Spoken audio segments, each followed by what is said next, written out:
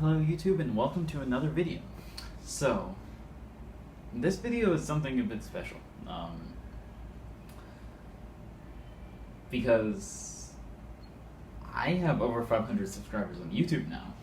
And like, if I'm being entirely honest, I sort of never thought that would be a thing. Like, I originally started YouTube, and I still do YouTube, just because I really enjoy showcasing my hobbies. And because I saw other YouTubers doing it, and I thought it looked really cool, and I really wanted to like join in on the fun. And if you look at some of my early videos, you can really clearly tell that I filmed them on like old camcorders, like mini DV camcorders, digital 8 camcorders, mini VHS camcorders, well, VHS-C camcorders.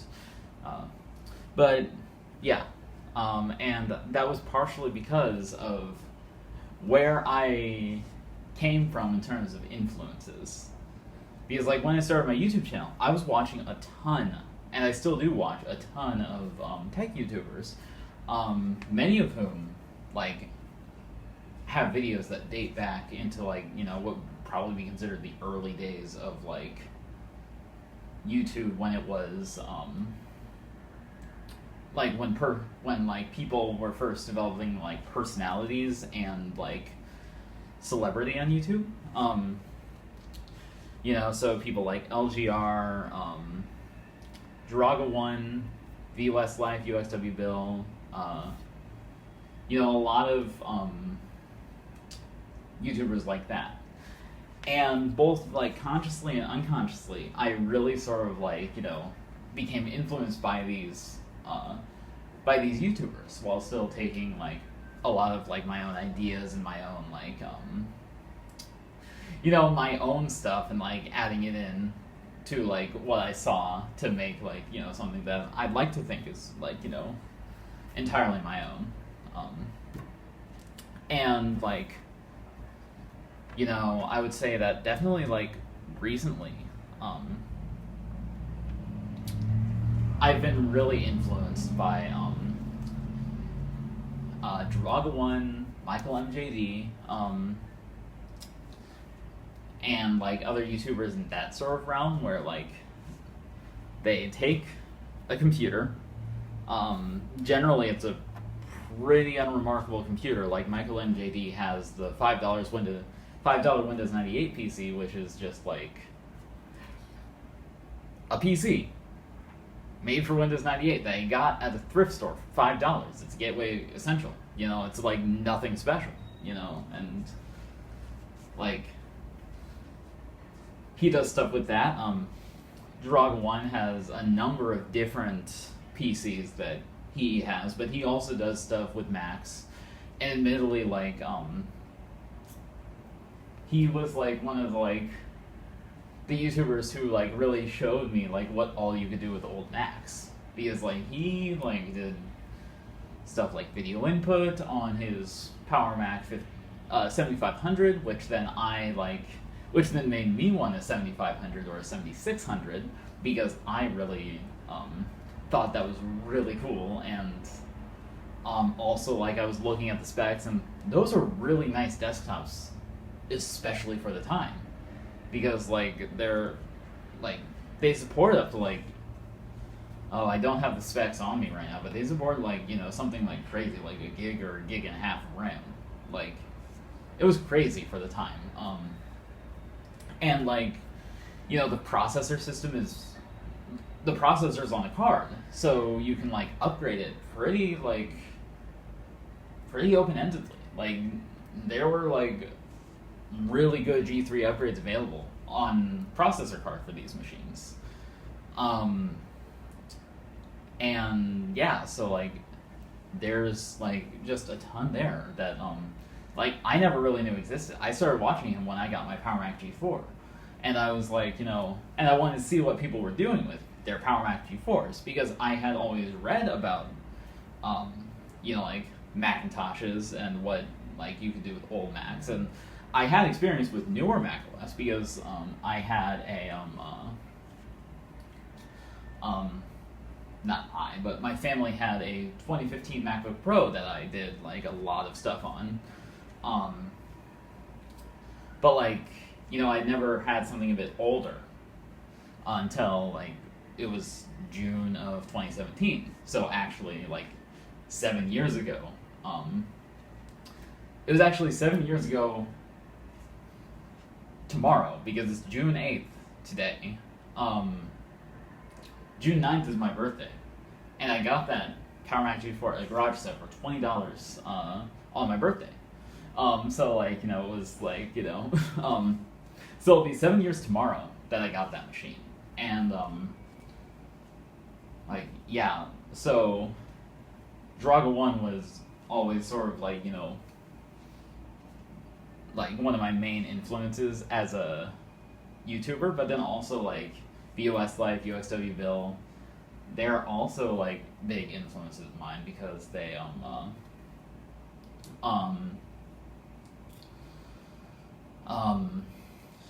just because like the format of their video where it's like really like someone in their basement showing you something cool.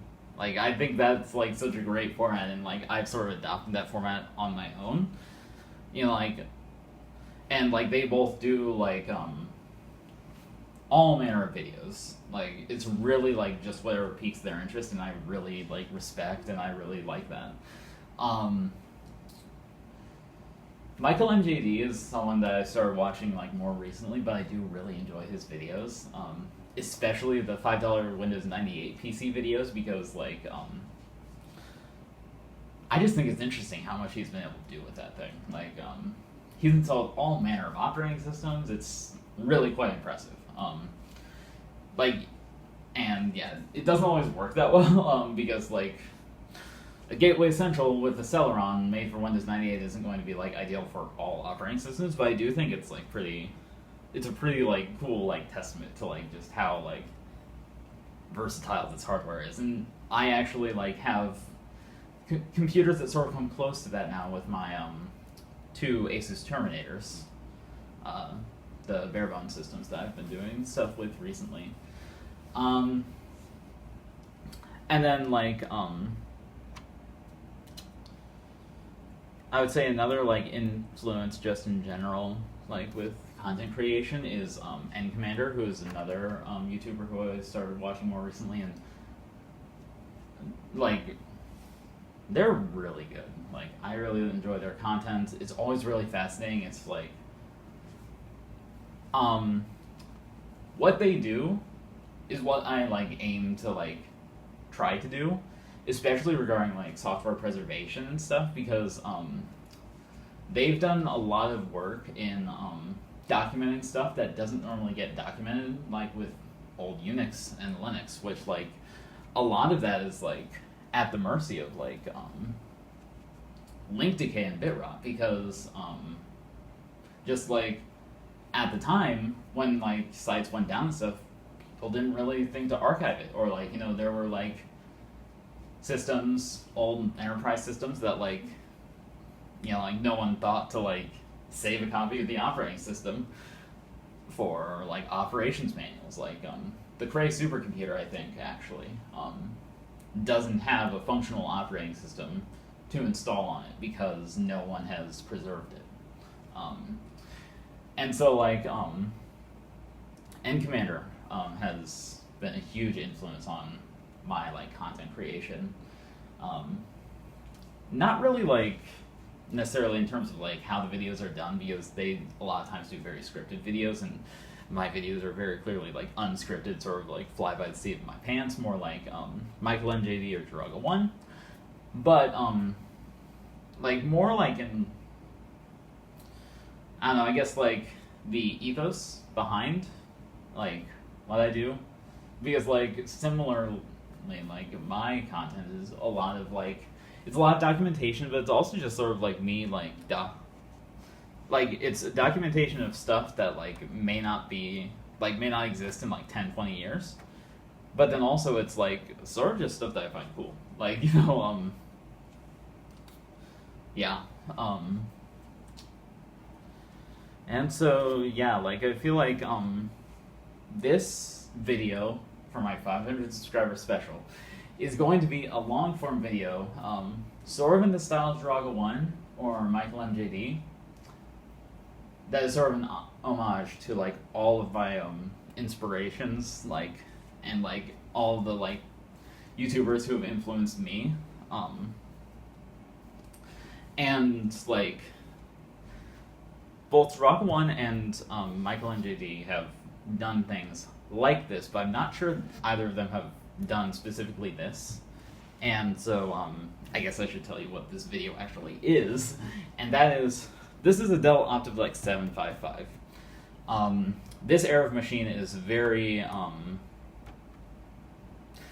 guess you could say it's very nostalgic to me, because like this is sort of what I grew up with. Like as a kid, I never had like the like biggest or the best hardware, but like one thing that I could always reliably count on, being the kid of an IT person, is that I would always have like some hardware to play around with. So like my T42P, my Lenovo X61S, my X40. All these computers are like, you know, computers that like lived with me in my childhood, because like they were around, and even like the Asus Terminator P4 that I installed XP on, I intend to have like once I can get more storage for it, I intend to make it into like sort of like a XP nostalgia build almost, where like I just sort of take a composite of all the things I remember from my experiences with XP as a kid, and then just sort of put them all in one machine. Which it'll be sort of crazy just because like that's a lot, but also like I really enjoy that idea. Because like even the idea of having like a bare bones system is sort of nostalgic for me, because like in my house as a kid there were two XP systems, one of which I think actually was a bare bones system, and the other one it was an old Micron tower of some sort, but I don't think it was a bare bones system. But yeah, so this era of machine is very nostalgic for me, and that's sort of why I chose this specific era of machine. Also because you can get these on eBay for pretty cheap, and I asked for this for my birthday, and I got it. But what I'm going to do is I'm going to do a 6-way multi-boot between Windows 2000 XP, Vista 7, 8.1, and 10. And I can give you a reason for like a few of these. So like Windows 2000 was because I actually played around with one of these at my father's workplace one time and installed Windows 2000 on it, even though it was like, you know, 7 years too new to accept Windows 2000. So I forget how good the driver support was, but I don't think it was super good. And I didn't know anything at the time about like searching for drivers and stuff, so like I just sort of used it with like the out-of-box generic drivers that like Windows 2000 came with, and it worked fine enough. I installed Office 97 from floppies, which might be a stream that I do with this in the future, because I think that'd be pretty fun. And then Windows 10 on a Core 2 Duo machine is something that I want to do again, because I actually did that. I did 32-bit Windows 10 on my ThinkPad X61S for a time, before eventually reinstalling Windows 7, which I actually did on this channel. And then Windows Vista, because that's what it came with. It came with Windows Vista. And then the other two, well, the other three, XP 7 and 8.1 are just for, because, like, why not? Like, I do think it'd be pretty fun to have, like, a system with, like, every operating system. Not every, but, like, 6 Windows versions, because you never know when you need like Windows 2000 or Windows 8.1 or Windows 7 specifically for something, and I think this would be a neat machine to do that with. Specifically because like once like I turn this around, you'll see it has parallel and serial, which are like, you know, legacy ports, which are nice to have. But yeah, so let's get onto the tour machine. On the front, you have a CD drive. Let's see, this. It's a DVD CD drive. A floppy drive, 2 USB ports, microphone and headphone. This Dell logo, which I think this is such a nice touch, it actually rotates because you can use this machine either like vertically or horizontally, which is really cool. It's a really cool design feature. And then around back, we have a standard array of ports for a machine of this time. So power supply, then speaker, and then combination microphone line input. I think that's gigabit Ethernet. It should be gigabit. And then 6 more USB ports, parallel VGA serial, and 3 expansion ports. And these are, I think there's 1 PCI Express X16 and 2 PCI. But we will see that now when I pop open the case. Which, popping open the case on these is like so delightfully simple. I absolutely love the design of these machines because of how like nice they are. I'll try popping the case off while it's laying on the ground.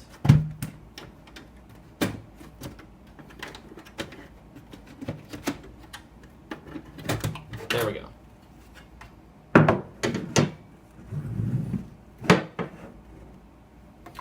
Okay. Let's see.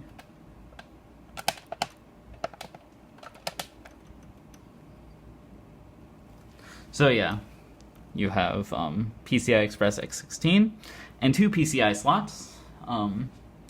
Here's the processor, an Intel Core 2 Duo under a nice big heatsink. There's 2 gigabytes of RAM installed presently, and then here's the CDRW DVD ROM drive, and then underneath that is both the 500 gigabyte hard drive and the floppy drive. And yeah, so with that out of the way, I think it's time to boot this machine up, and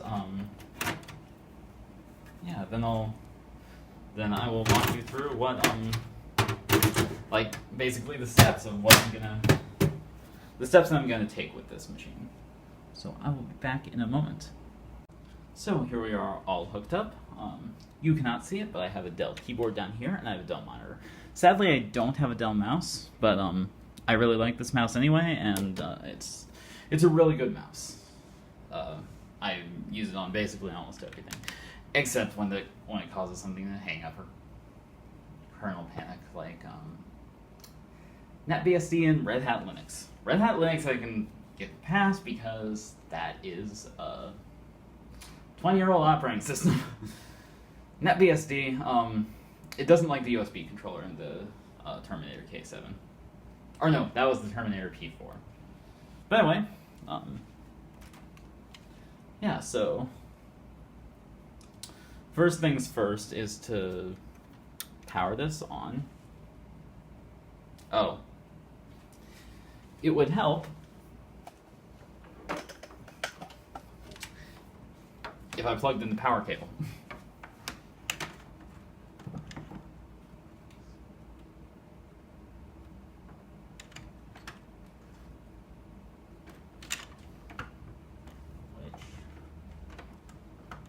Let's see if I can do this.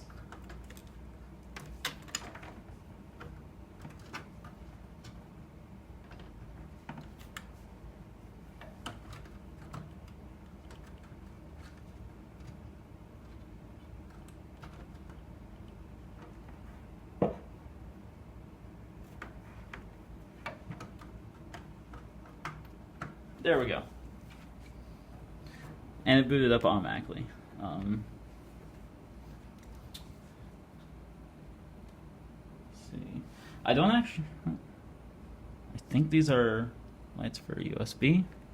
And then, yeah, here we have the...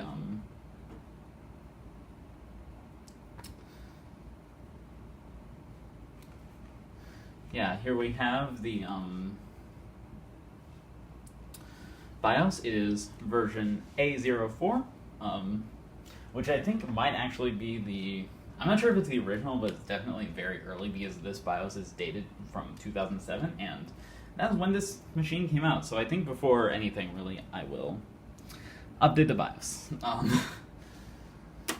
But yeah, I just want to come in here really quickly and... yeah, so you can see Core 2 Duo E6550 clocked at 2.33 gigahertz, 2 gigabytes of RAM,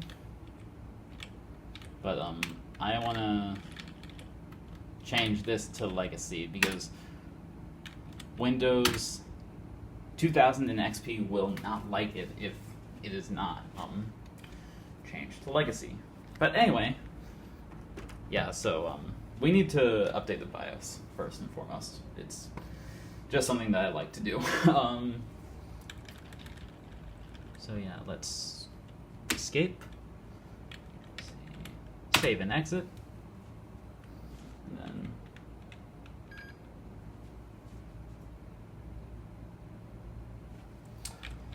USB device.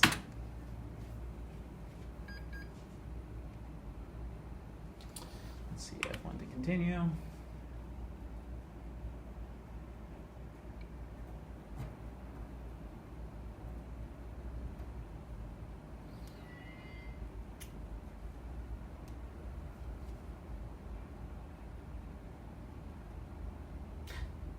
Why did it just reboot? F1 to continue.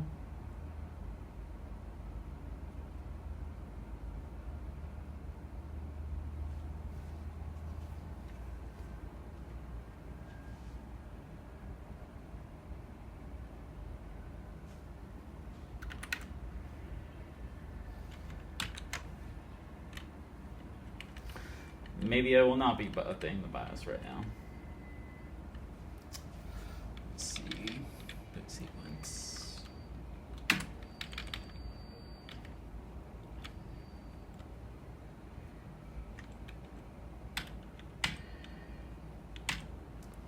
There.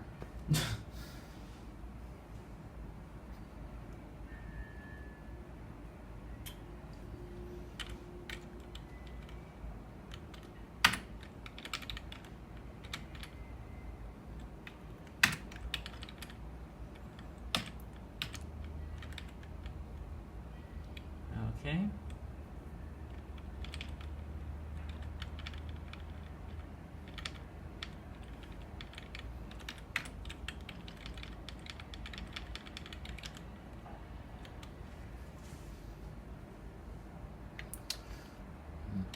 Yeah, let's disable CompuTrace.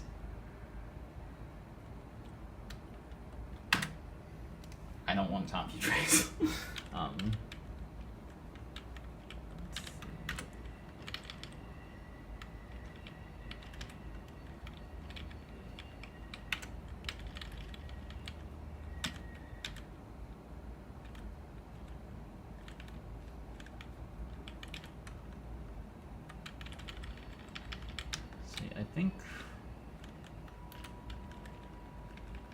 I think that's it.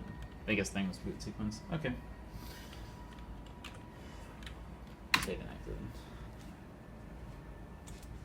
Maybe it'll like the USB drive.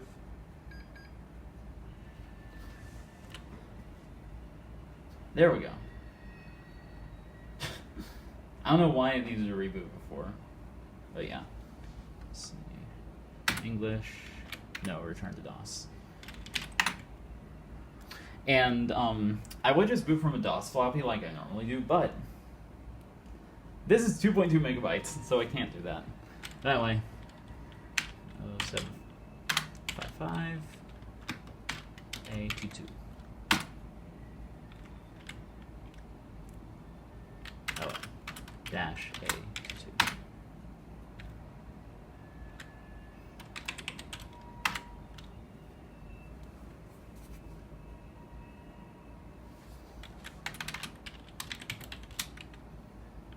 Oh. That's a literal O, not a 0. I'm smart, I promise.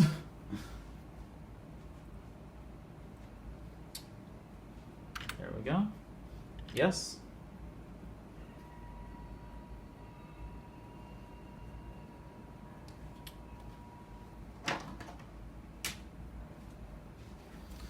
And yeah,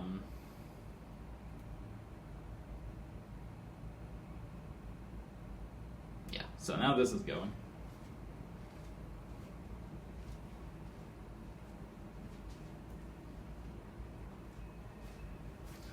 And while this is going, I suppose I will sort of explain how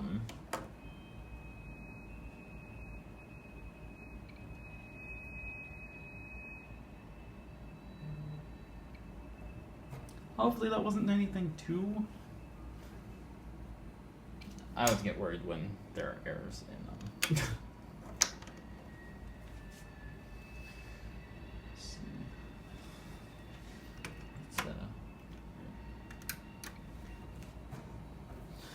I may need to do this later.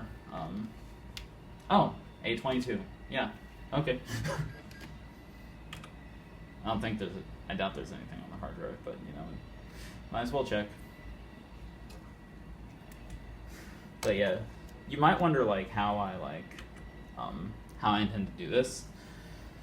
Well, first off, I'm gonna boot into Hiram's boot CD, and use Parted Magic to partition the drive. Then I'm going to, I think the order I'm going to go in is Windows,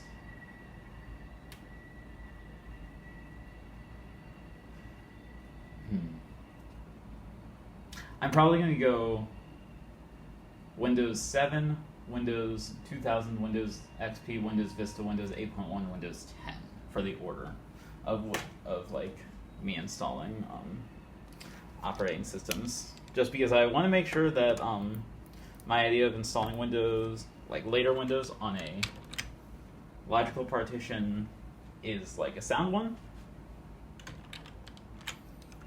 But then also like I still want to like get like some manner of like boot menu working okay. Let's see, Parted Magic. Because without like getting that, then I won't be able to boot all the operating systems. So it's very important that I like think about like what order I do stuff in. So yeah, and then I have Ventoy on here. I don't normally like tools like this. I'm not sure like what. Like, I'm not even sure if it will work. I know for a fact it fails with Windows 10 ISO, but it may work with Vista 7 and 8.1. But yeah, we'll see. If nothing else, then I'll just, I guess, like, create an installer for this each time. And then on this USB, I have things like wallpapers, themes, essential applications, legacy update, and snappy driver update or origin. So yeah. Oh, and then I have 2 install disks, Windows 2000 and Windows XP. So that's basically like the entire like way I'm gonna go about it. Is just, yeah, I've thought a lot about this because I've been planning this for some time. But yeah, let's see. New, and then I have like specific partition sizes too. So let's start with, let's just do them in order. So yeah.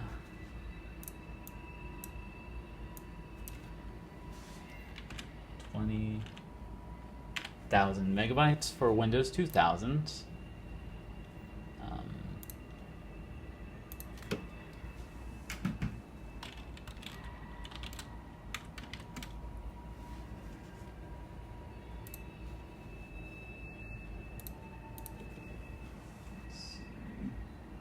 $60 for Windows XP.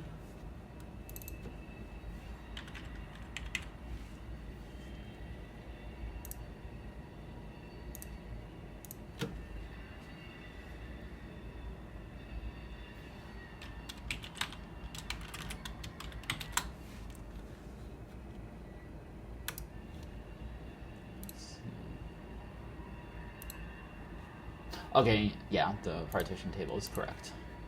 Let's see, 60 for Vista.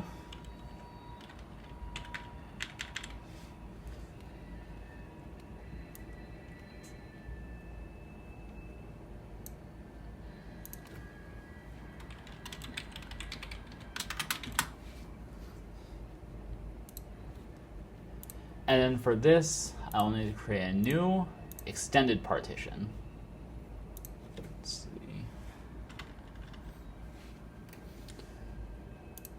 And then within this, I will need to create, let's see, 80 gigabytes for 7.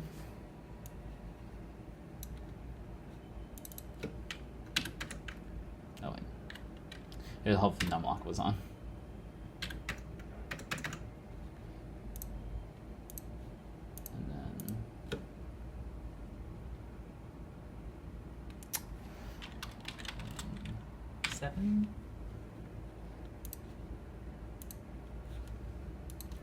Let's see.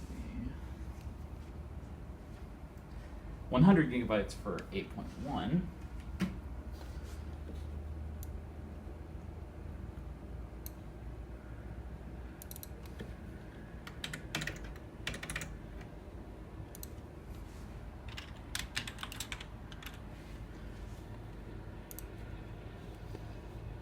And then the rest of the space will go to Windows 10.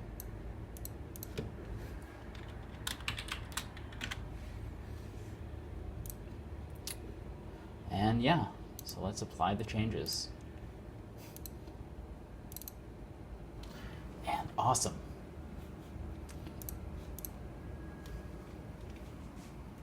So I think,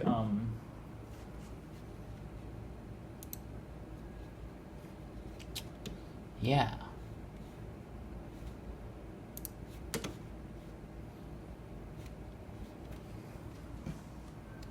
Yeah, now let's, I'm just gonna plug this in now. Unplug this.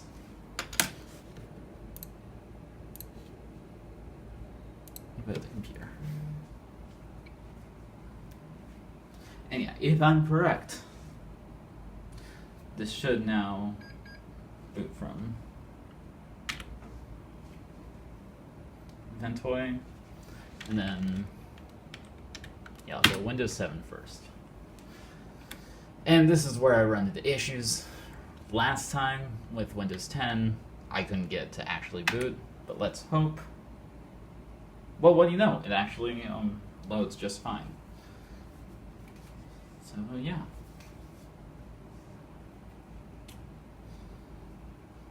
Yeah, I'm really excited for this. I've been looking forward to doing this for basically ever since I asked for this computer for my birthday. And yeah, so this is sort of a combination birthday special and 500 subscriber special. Just because, yeah. I've also just really wanted an Optiplex of this model for a long time, or of a similar vintage, because these are really nice computers to have on hand, because you can do things like flash graphics cards and stuff for other systems.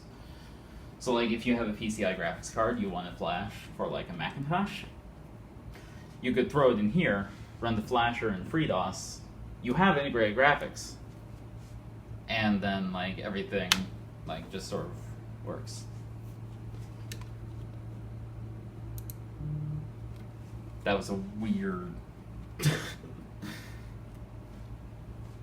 I hope that's not indicative of like how this will go. Let's see.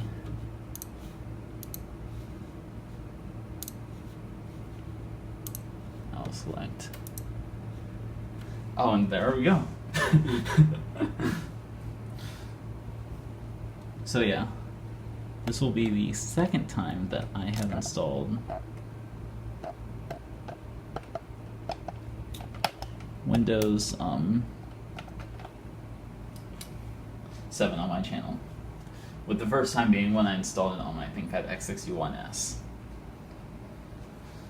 But yeah, I suppose we'll just let this do its thing now, because like there's not much in the way of like interesting things to watch. But yeah. Okay, so now it's rebooting. I had to change the boot order back around because yes. But yeah, hopefully now we'll be booting into Windows. Yes. Yeah, I'm not entirely pleased with how Ventoy works. I will completely admit that. Like, it's great because I don't have DVDs on hand, and my supply of flash drives large enough to actually like install Windows is limited. But like, yeah, I suppose it's fine for what it is. And I'm not expecting to have many like driver issues on Windows 7, just because like this computer came out 2 years before Windows 7 did, and I think this is a Service Pack 1 ISO, which makes me think that it probably has like the stuff it needs right on board. But just in case it does need anything, I will definitely be installing. I'll definitely be running a Snappy Driver installer. And I think the way I'll go about this is I will, for each operating system, I will install it, run updates, and install drivers, and then move on to the next one, and then at the very end I will go through and like configure them all and make them look pretty and stuff, because I don't want to like put in all like the customization work just for something to like break. But yeah, this is actually good to know. This is booting from a logical partition, which is sort of the workaround I figured out when needing to like figure out how to get like logical partitions, or how to like bypass the 4 partition limit of MBR. Is to put 7, 8.1, and 10 on logical partitions within an extended partition, and put 2000 XP and Vista on primary partitions. In theory, I could probably put Vista also on a logical partition, but I figured it probably, I don't know, I just decided not to. But yeah, this will be crazy, like having so many at once. Just think about like the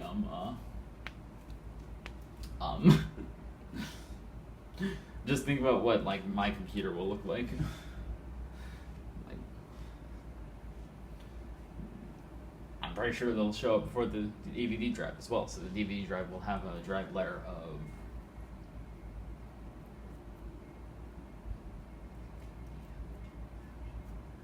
maybe, which would be wild. But yeah, now we're just completing the installation. Yeah. I'll probably, yeah, it should reboot again, and then like that's when like the like set up your user account stuff and things will come up, and then after that, I will start running Legacy Update and the Snappy Driver installer to get those things figured out. And I mean, honestly, I will probably run Legacy Update and then a driver installer, just because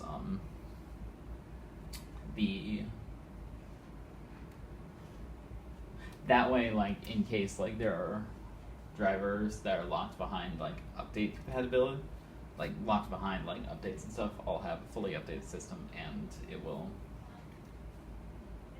Oh, well, it just installed. Let's see. Yeah, it's running at the native resolution, so it definitely is getting like some drivers installed already, which is nice. But yeah, I just like to run driver installer just in case anything is left, like in case anything is left out. And it's sort of funny, I did this for when I installed Windows XP on my Terminator P4, but there were no drivers for the SIS chipset in the database, which I just find sort of funny because that chipset is really exceedingly weird. But yeah.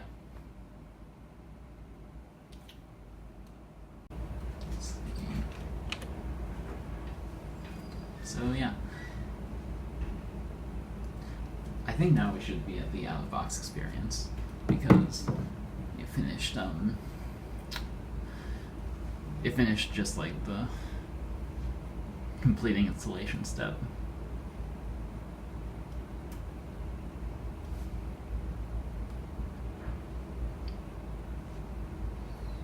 And yeah, this is really exciting, just because like I really have been wanting to do this for so long, and now I finally can.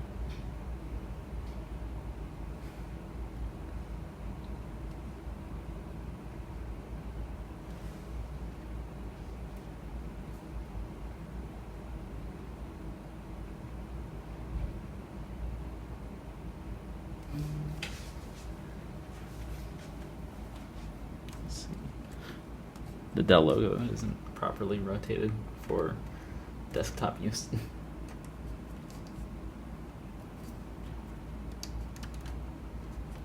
Yeah, I'll fix it later. Ooh, yeah, we're about to get the out-of-box experience.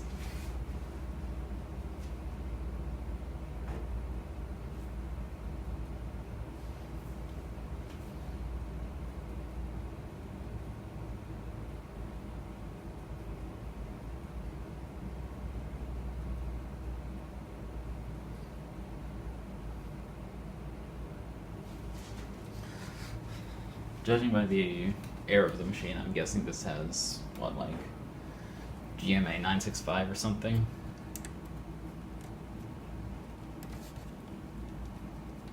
There we go, I got it. Oh yeah, cool.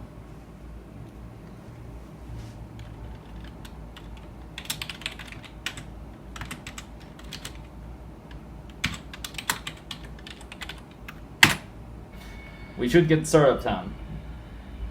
We should get startup sound.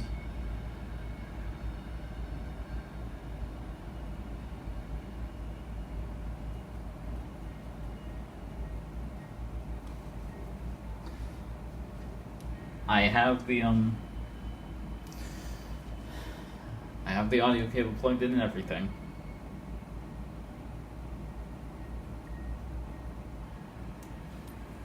So we should get... Yes! We got the startup sound. Okay, so I do have internet access.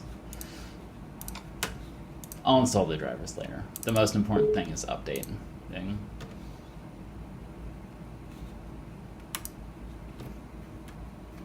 And yeah.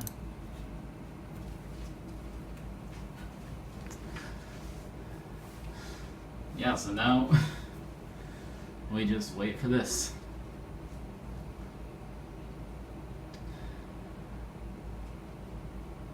Because even though like Windows Update still works for Windows 7, Legacy Update will install the update that makes it work. Because there is an update that is required to make it work. And not only that, it also just like makes it work better, I think. I remember when I've used Legacy Update on basically every system that I've installed since learning about it. which has been 2 XP installs, the Windows Vista install, and the Windows 8.1 install. In theory, I should be able to use Legacy Update on all the operating systems I'm planning on installing today, which is really nice because this is such a great application. Yeah. So yeah,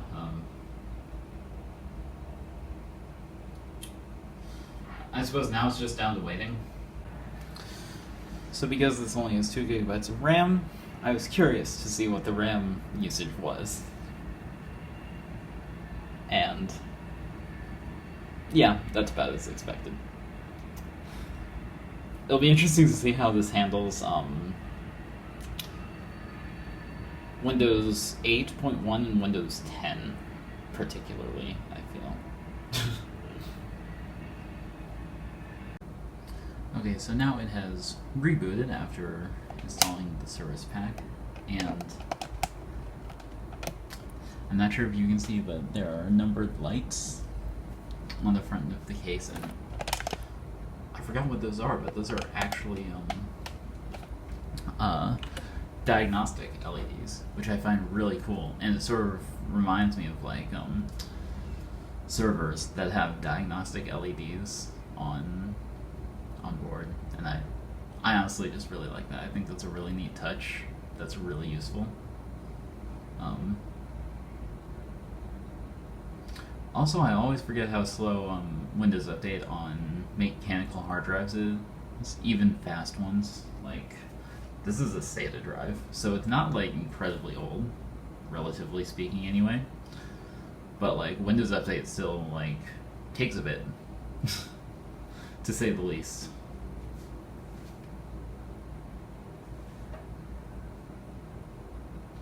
And I have the driver pack for well, part of the driver pack for the Snappy driver installer downloading over BitTorrent now, because I do think they'll be useful, so I don't have to like actually go out and look for drivers.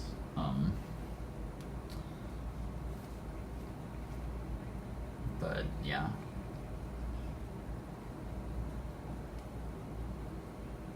Because all the drivers are available, like, automatically on Windows 7, probably on Windows 8.1 and Windows 10 as well. But when we go back to like Windows XP, Windows 2000, maybe even Windows Vista, the drivers won't be as readily available, which could be an issue, depending on like things. So having the ability to just like automatically install the drivers will be really nice. And right now, you know, it's BitTorrent, so it's gonna fluctuate. But right now, it's saying that like anywhere from like 6 to 9 hours is remaining. Right now, there are 2 peers. So yeah, and I'm only downloading a subset of the drivers because I don't have space for the full 44 gigabyte driver pack. But I'm downloading what I should need, all the Intel stuff and all that. But yeah, so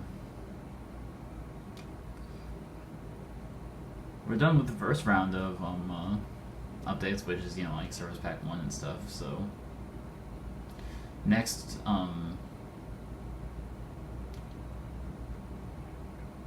not actually sure what will happen next. I forget how Legacy Update treats Windows 7 later. I think it might, like, you might just be able to use the standard Windows Update interface, but we'll see. But yeah, I remember when Service Pack 1 was initially released, I was so excited. As like, yeah, like 8-year-old me was so excited. Not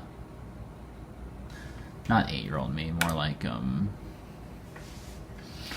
more like, well, like 10-year-old me.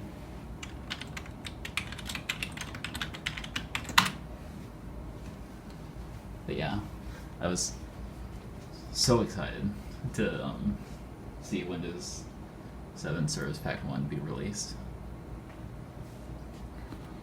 Let's see.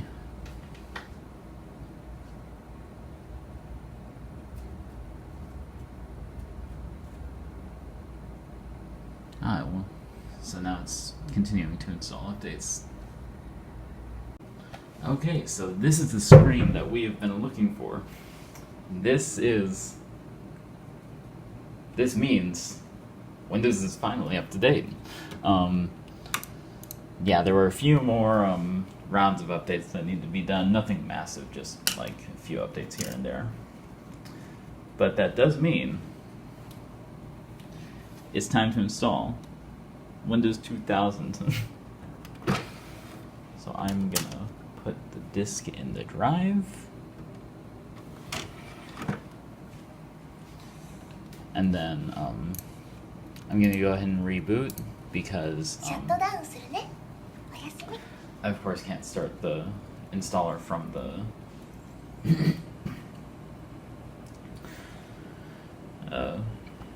from within Windows.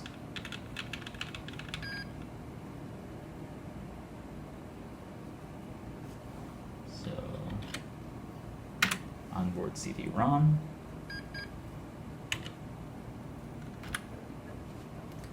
And here we go. Windows 2000 setup is starting.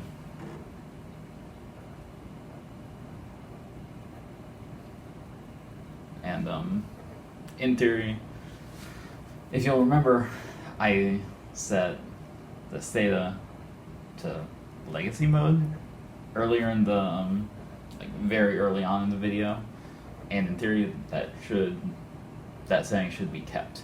I really hope it is, because that just makes my life a whole lot easier. But yeah, now we just wait. It doesn't take super long for this part. And despite Windows 2000 admittedly being my favorite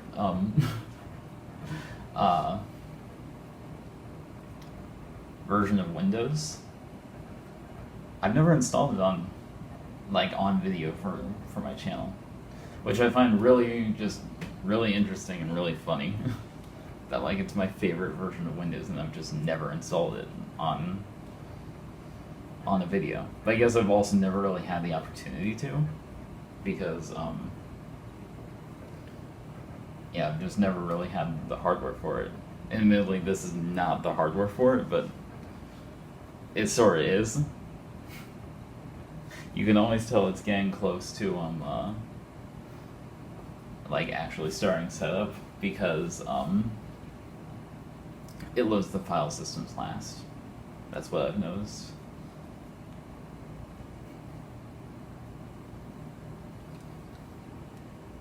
And yeah, here we go. So let's see, continue.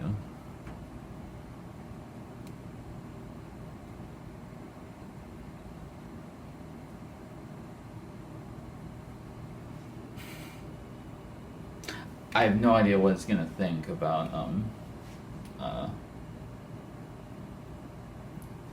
anything that I have set up. Because I did not see what it would look for in this part of the setup ahead of time. But let's see. F8. Okay, here we go.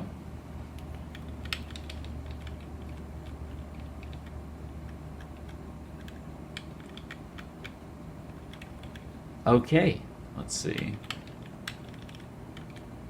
Yeah, it looks like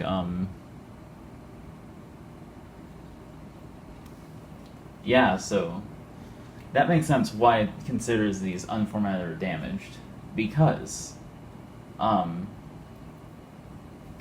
thing is, I think Parted Magic uses the version of Parted Magic that's on here uses a newer version of NTFS than what Windows 2000 supports. But this first 20,000 megabyte partition should be Windows 2000 should be my Windows 2000 partition. Let's see.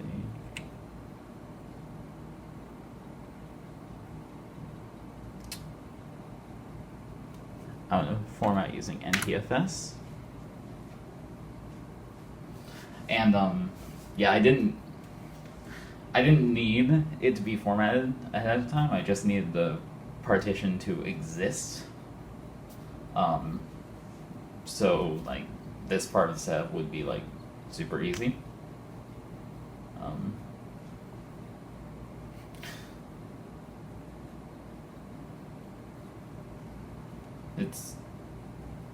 I have no idea how long this is going to take though.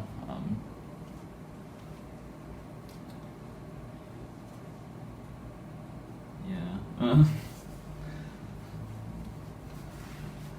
It looks like it's progressing along at a decent rate at least.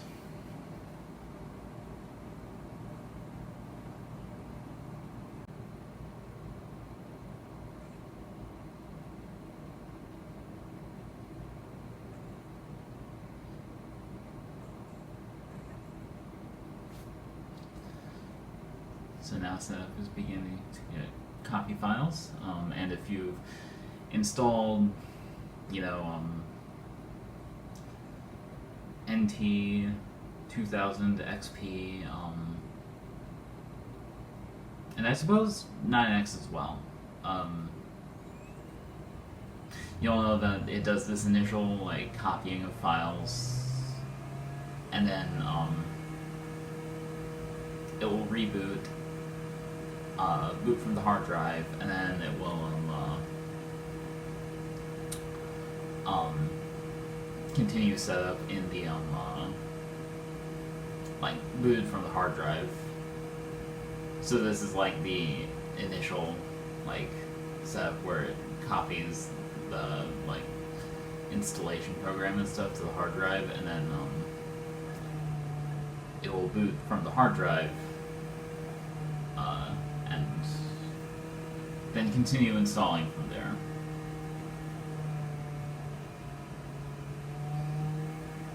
And this is really, they changed that starting with Windows Vista, if I'm not mistaken. Because there's no longer this like two-phase setup, like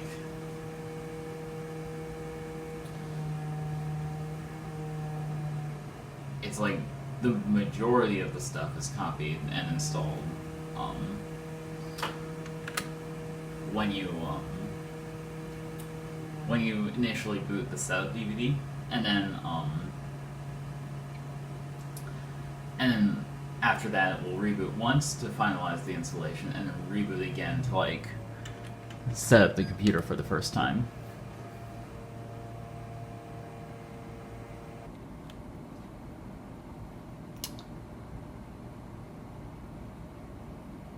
That doesn't look right, but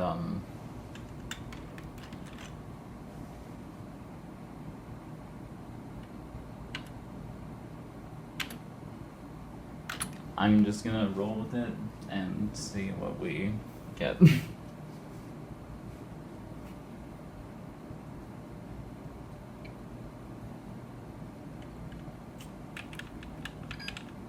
see, this time I'm gonna tell it to boot from the hard disk.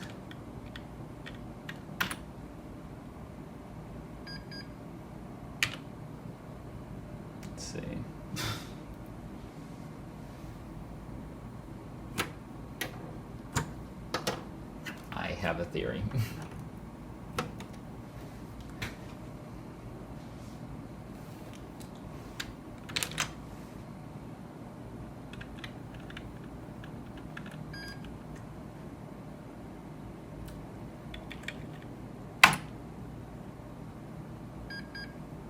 I have a theory.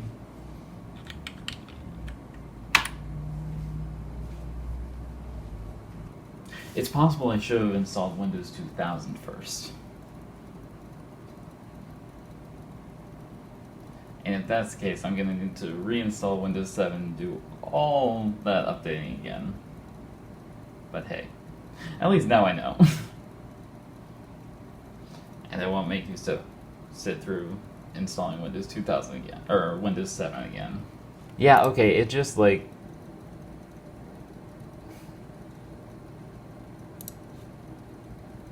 They got rid of all the partitions. Wow. Okay, yeah, okay. I know what I'm gonna do. Okay, so here we are. Let's see. Continue setup. F8. And so now we're like at the same part of the setup that we were at before when I accidentally blitzed the partitioning I had done previously. So what I'm going to do is I'm going to create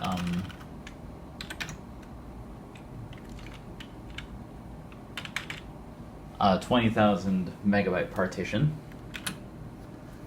and that will be for Windows 2000. And then when XP comes around, I will do the same thing. And then after that, I should be able to hop in with partition magic, or parted magic, and create the rest of the partitions, I think. Because by the time Vista comes around, it should be able to see the entirety of the 500 gigabyte drive. So let's format the partition as NTFS. Let's see, and then, yeah, okay, it looks like this will probably take about as long as it did before. Actually, it's going a bit quicker, but still. So I won't, like... Oh yeah, it's definitely going a bit quicker. Probably because it didn't have to, like, deal with the weirdness that I said beforehand. Okay. So here we are, ready to restart once again. And this time, hopefully, things will go better.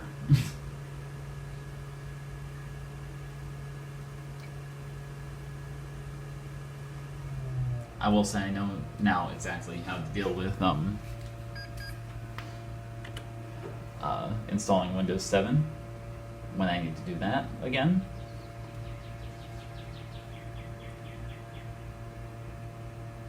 But yeah.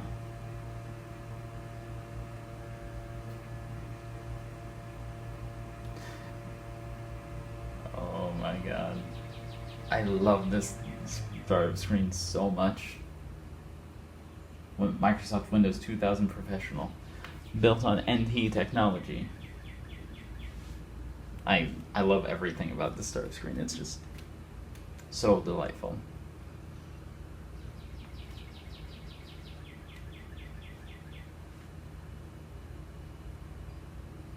And yep, now we are in the graphical part of the Windows 2000 installation.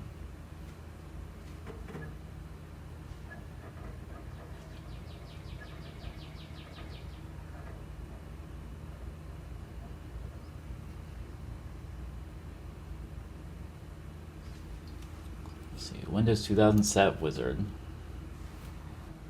Windows 2000 actually installs pretty quickly, and I really like that about it.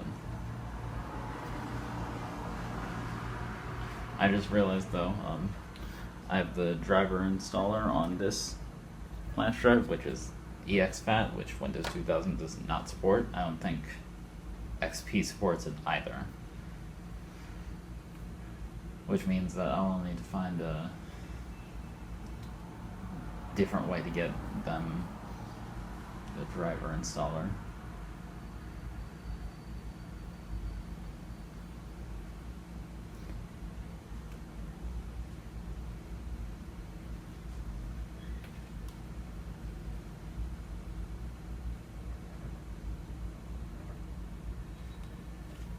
And we're already almost done. As long as I have networking, I can install updates and worry about driver stuff later. That's what I'm thinking. Because I'm not even sure how many drivers will be like available for Windows 2000, given that this computer was released 7 years after this operating system. I'm not sure how many of the components would have Windows 2000 drivers.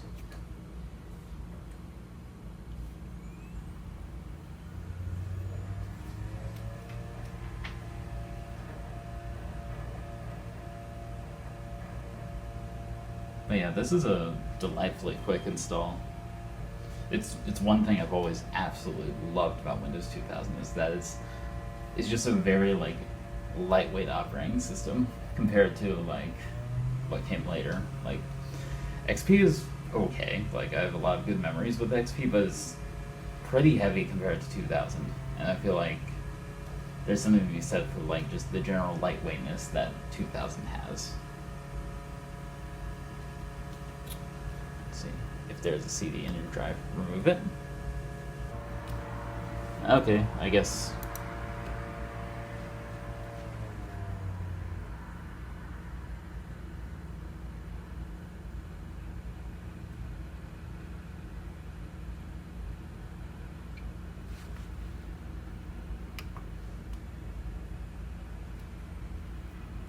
Come on.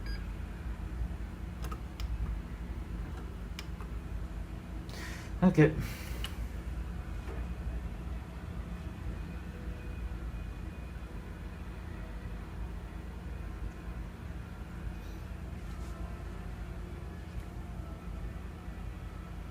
Now we get to see Windows 2000 boot for the first time.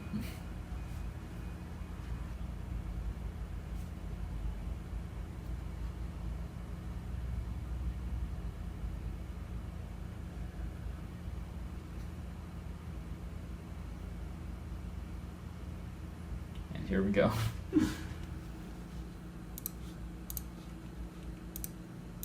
I'm curious. Settings.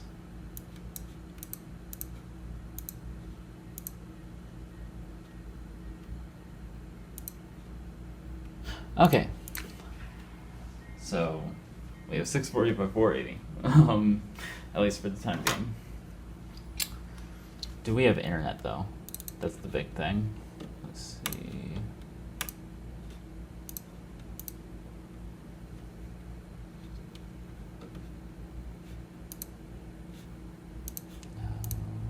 Finish.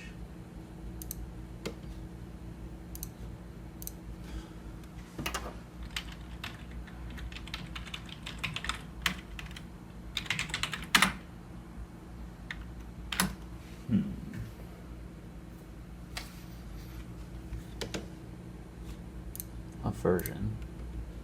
IE5, okay.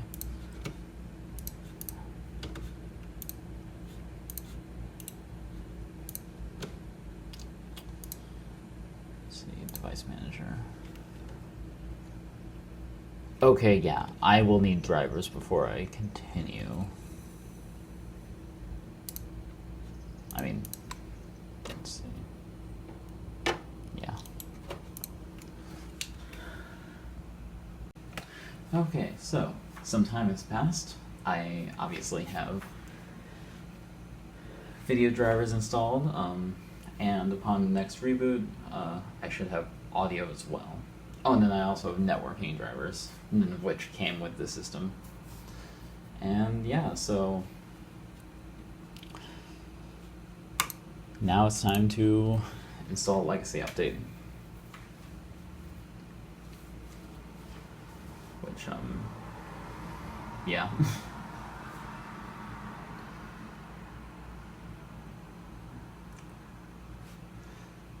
This is really cool. I've never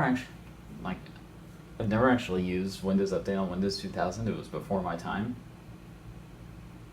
But yeah, it's just really interesting. And you can see I've also like themed it and stuff to my liking.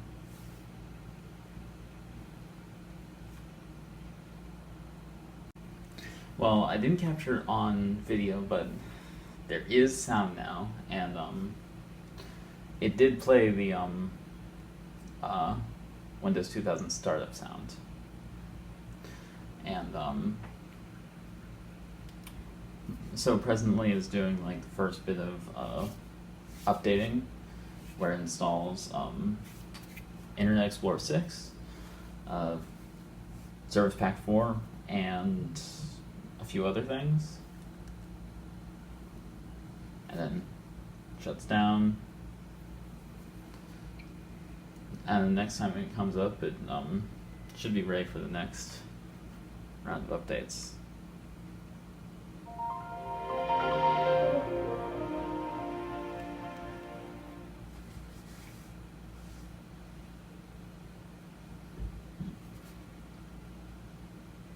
It would seem there is an issue in that, oh wait, no, there isn't. It's just still installing. But yeah, you heard the startup sound. It's really quite a wonderful startup sound.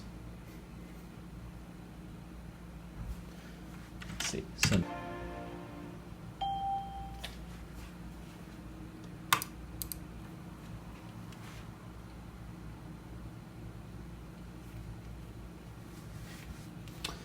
I'll look into that later. I still have some. I still have a lot of driver stuff to figure out. Well, not a ton. I think a lot of this is actually the Intel management engine. But yeah, I'll just need to see. I actually had to install XP drivers for some of this because there wasn't always Windows 2000 drivers available, and it seems to work fine.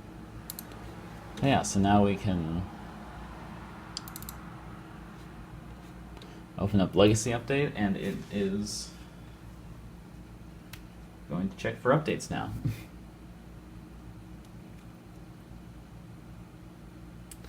Which I think is pretty cool.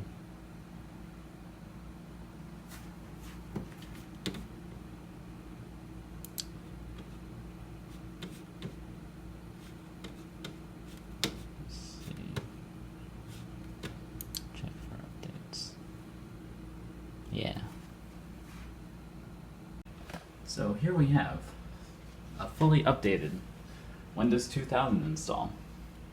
I will say I had to hide the Microsoft DirectX 9.0c runtime because it could not download the files.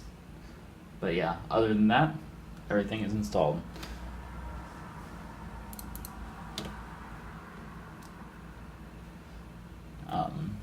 Yeah, so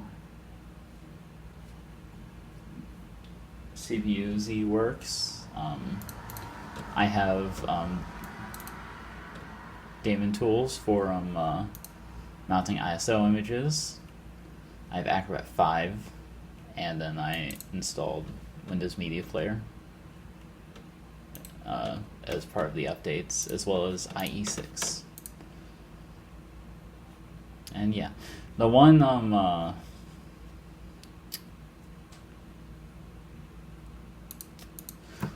sort of like the only thing that isn't quite complete about it is the fact that the SoundMax control panel tells me every time I boot up that it isn't for this version of Windows, because it's actually for Windows XP, but it works on Windows 2000.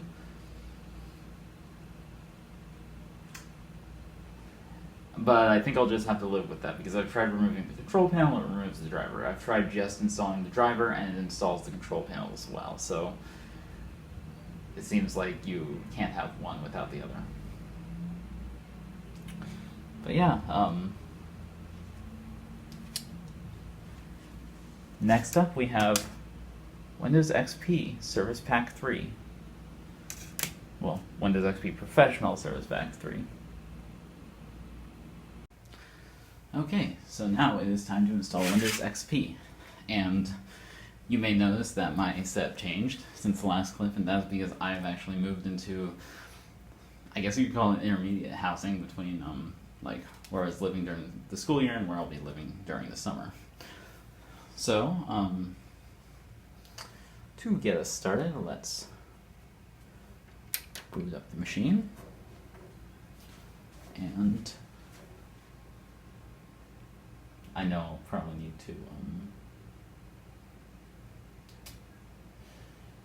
set some BIOS settings again, like the legacy uh, the legacy mode for SATA. Yep, there we go. And fun fact, it is currently 12:51 a.m. on June 9th, so that makes it officially my birthday. How fitting that I'm working on this project over my birthday. But anyway, yeah, let's save and exit, but before we do, I will put in my Windows XP disk.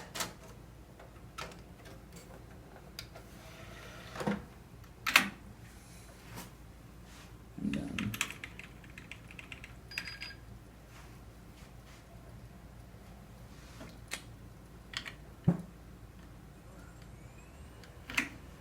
onboard CD-ROM, F1,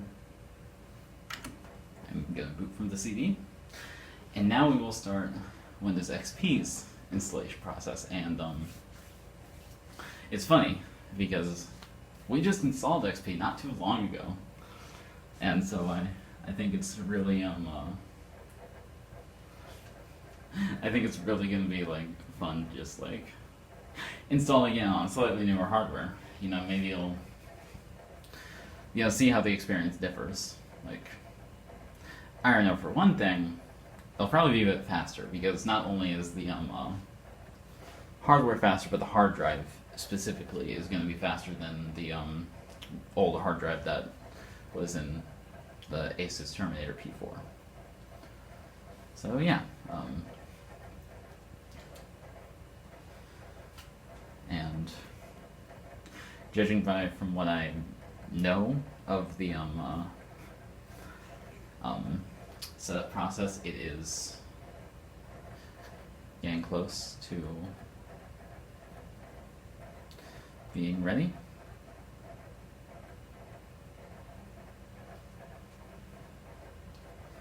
Just, as always, have to look out for when it starts loading the file system drivers, which should be any second now.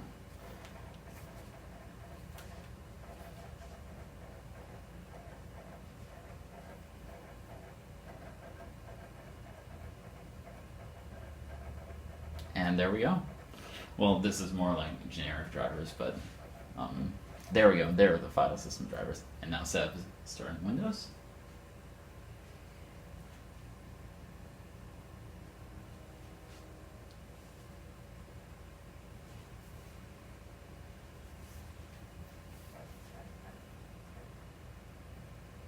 And here we go. F8.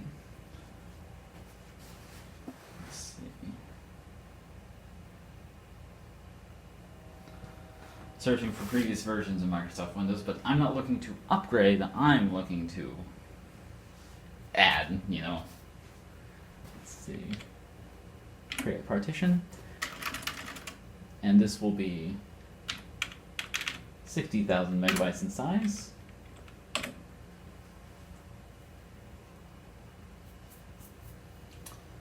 So, install on there. Quick format should be fine. And yeah. Oh, when they mean quick, they actually do mean quick. But yeah.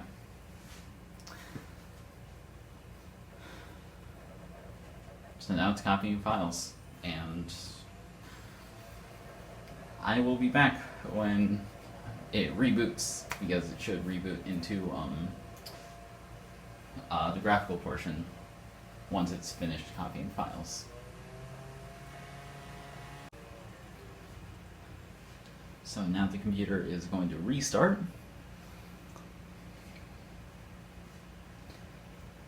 And I need to be at the ready to hit F1.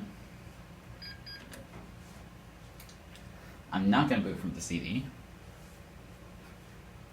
And then, yeah, now it's going to boot directly into XP. But you saw a flash of the boot menu, which will allow me to still boot into 2000, which is exactly what I wanted to happen. I'm curious to see what sort of drivers this comes with out of the box.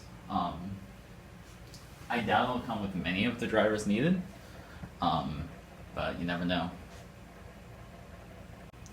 So it already completed that part of the setup, which is much faster than the Terminator P4 did. And here you can see the boot menu in more detail. As we continue, more systems will get added. So Vista 7, 8.1, and 10. But yeah, let's continue setup with XP Professional. And I'm not sure. Maybe I'll get title.wma to play this time. I'm doubtful, but like, it would be nice. It would be a nice birthday gift.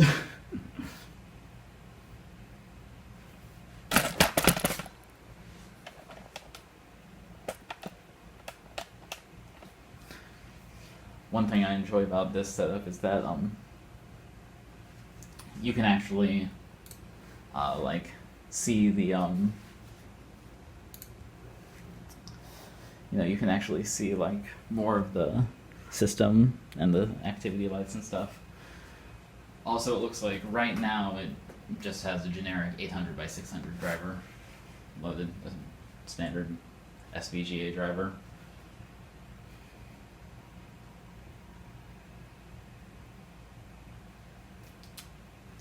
And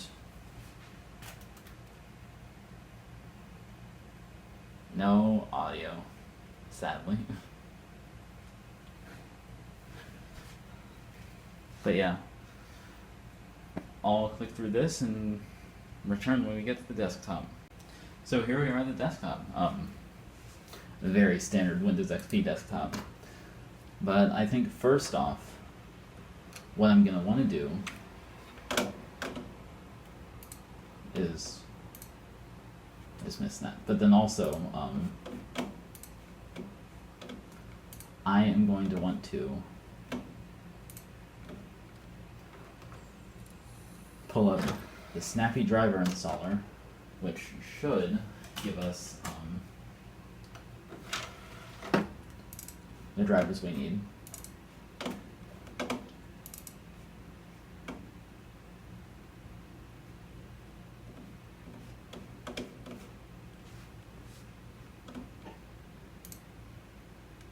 And as you can see, there are so many drivers that need to be installed. So select all and install. And then after I get this done, then we can move on to updating the system. So it just crashed. Let's try this again. Let's see.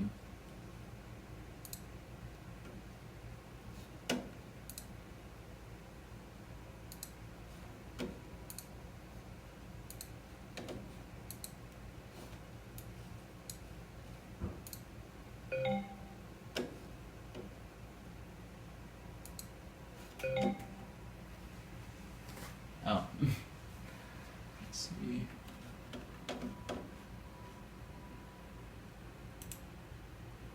Oh, it didn't crash.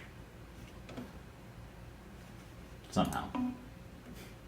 But anyway, it's working now, I guess. Not sure. It errored out with DLL error, so I assumed it just crashed. But yeah, it is still installing, which I'm glad about because, yeah, that makes my life easier.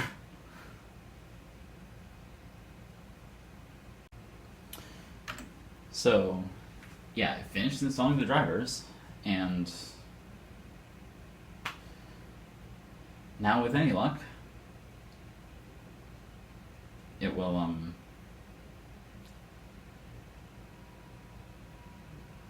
have everything working. Let's see.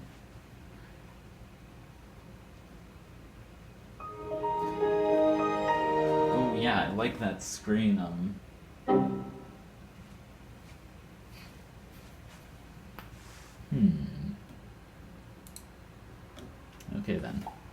But I like that screen resolution. Let's see. Yeah, it's running at native resolution. So that's good. Let's see. But yeah.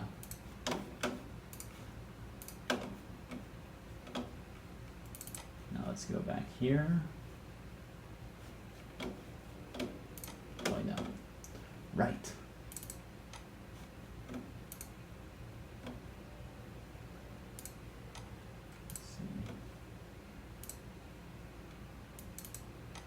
I can go here, and then I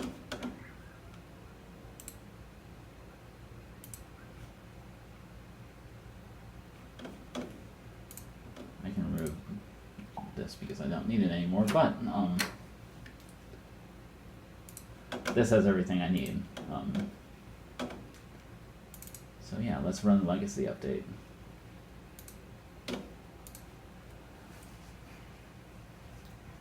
And as I've said in previous videos, legacy update is basically just something that updates the Windows Update agent and related things so that you can use more recent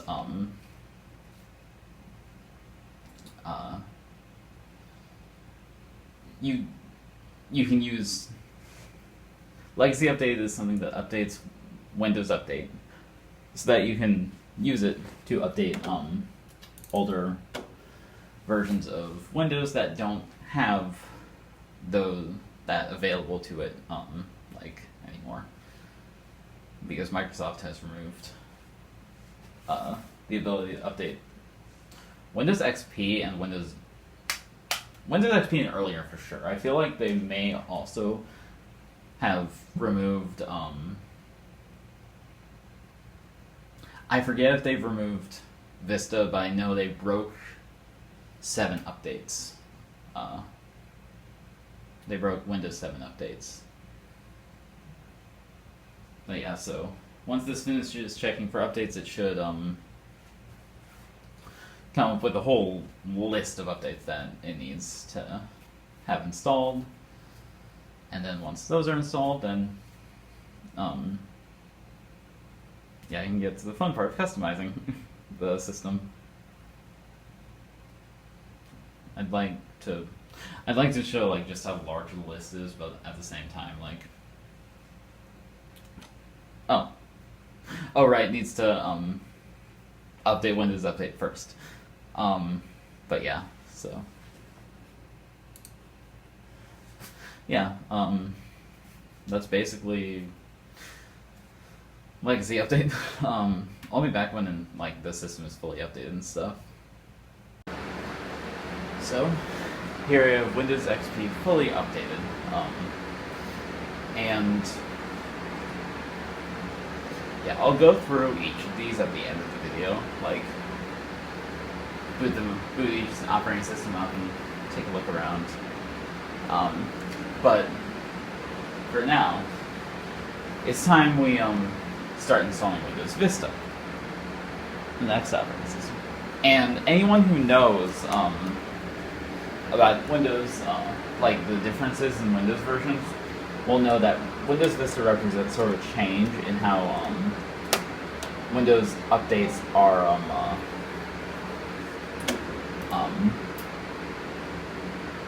distributed.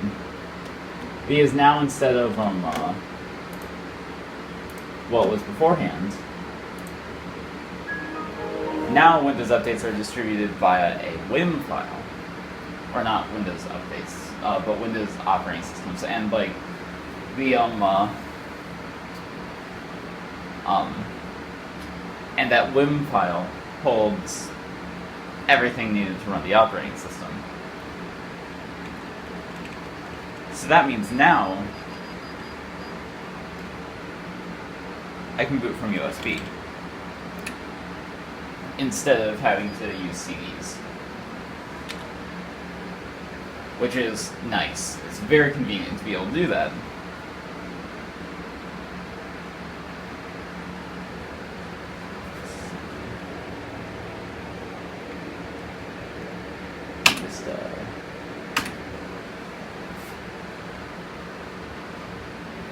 And this is the first time I've installed Windows Vista on the channel, but the second time I've installed Vista, I don't know, because I do have Windows Vista on my ThinkPad T410.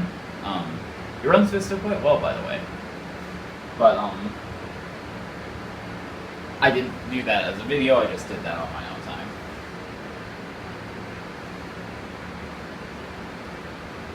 Yeah. Now Windows is loading files, and sadly there's no activity indicator on this flash drive, so I can't see any blinky lights, which I absolutely love when I can see blinky lights. But there's the Windows Vista boot. I do have to say it's very fascinating to analyze the differences between like Windows versions. I remember as a kid, I had these printouts of the I think it was comparison of Windows releases Wikipedia article. I'll link whatever Wikipedia article I had printed out in the description, but it was basically an entire Wikipedia article detailing like various things about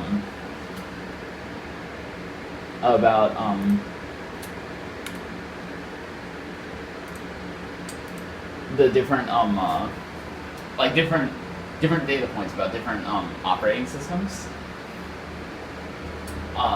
different Windows releases, and that was so fun to just like look at and examine and stuff. And then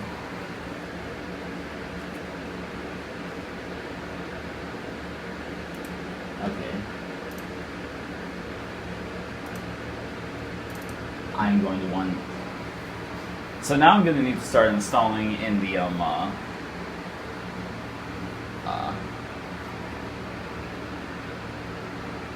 extended partition, or maybe. Let's see. Anyway,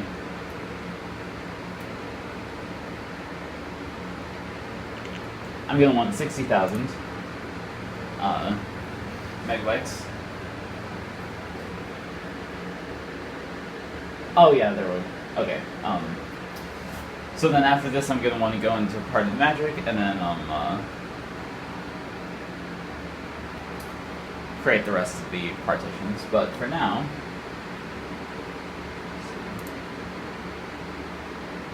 next,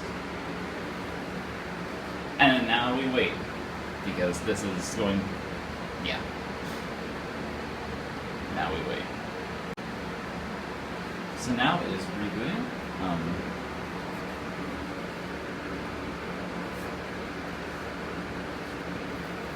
And honestly, this is wild. I love the fact that I can just do this.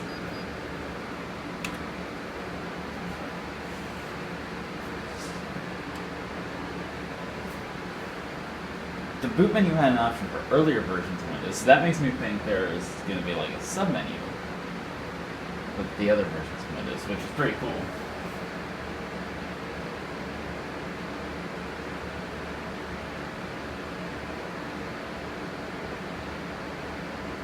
And here we have the boot screen again, but now it's booting from the hard disk. There. The fan is off now, so I should have better audio recording capability. And this is notably different from Vista, or from XP and 7 actually, because if you remember when we installed 7 before Windows 2000 blitzed that installation, we didn't have that screen. So that's interesting.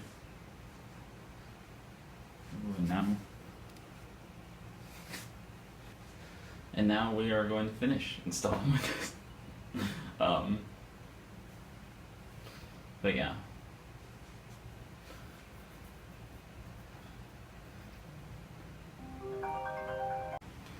So, the system rebooted, and here we are at the boot screen. I'm actually really curious what this does, so.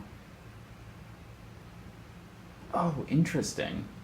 So it just loads into the older version of Boot Manager. That makes a ton of sense. Okay. Or I guess this is the first boot, but like, the first login.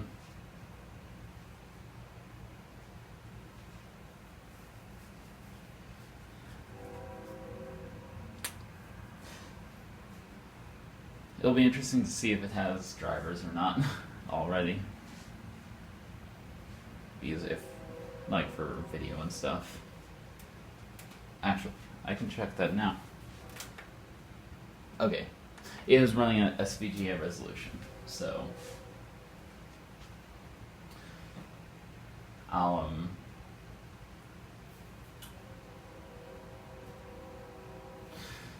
run the driver installer once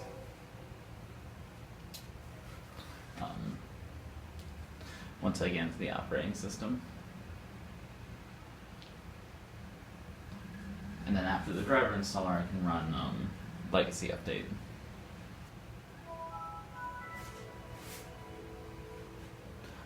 And here we go. Windows Vista in all of its 800 by 600 glory.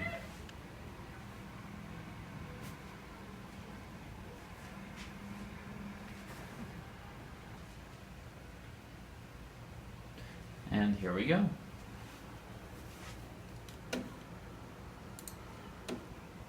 So I think first off,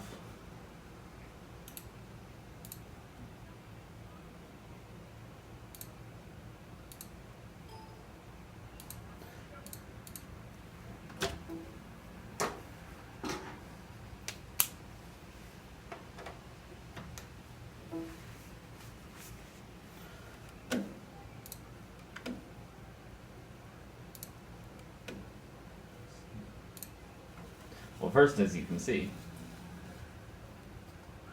we now have 3 disks. A 20 gigabyte volume, that is my Windows 2000 install, the XP install, and the Vista install.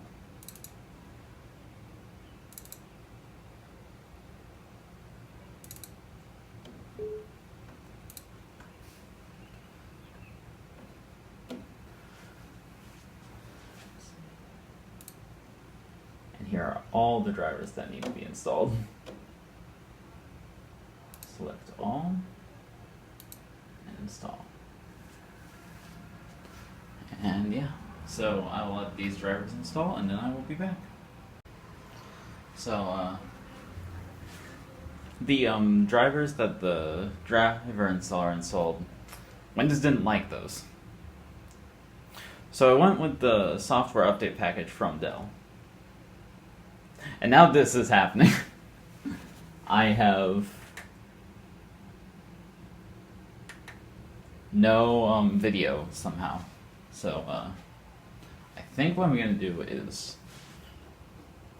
reboot the system.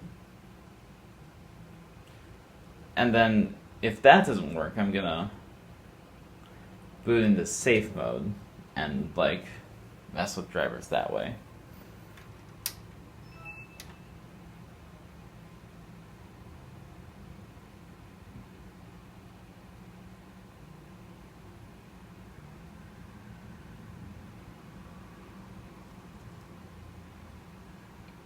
Hopefully that shut it down and didn't hibernate it. But we'll see.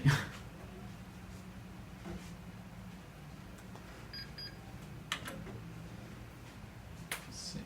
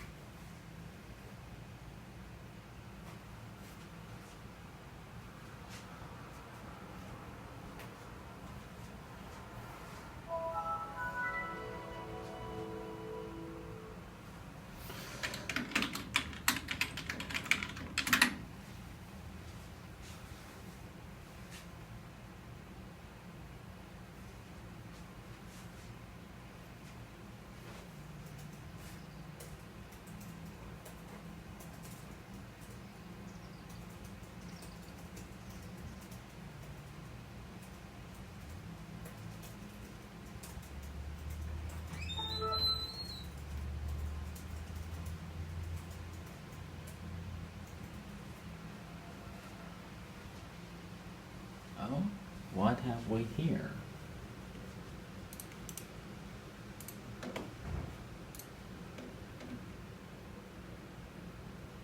Okay then. I guess all it needed was a restart.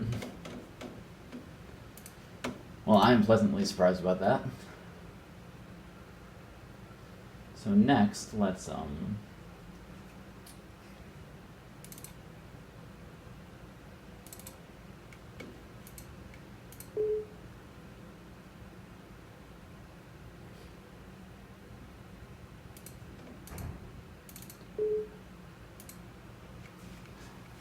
next let's install Legacy Update. And I'll make you sit through everything again because, you know, it's Legacy Update. But yeah, so I'll be back when I have a fully updated and configured system and stuff. Okay, so now that I have Windows Vista installed, I will install Windows 7.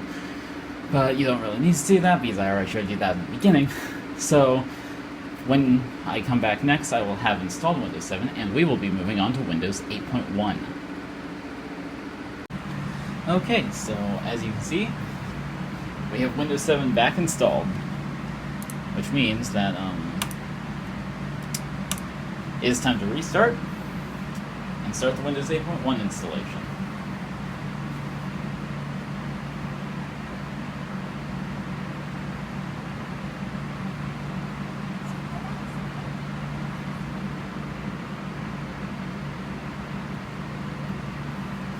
I'm not sure if you could hear that, you probably couldn't, but I have the official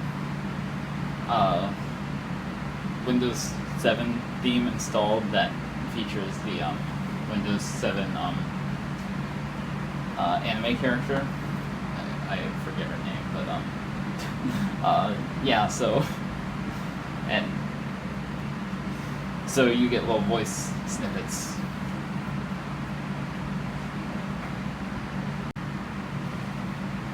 So here we are booting into the Windows 8.1 installer.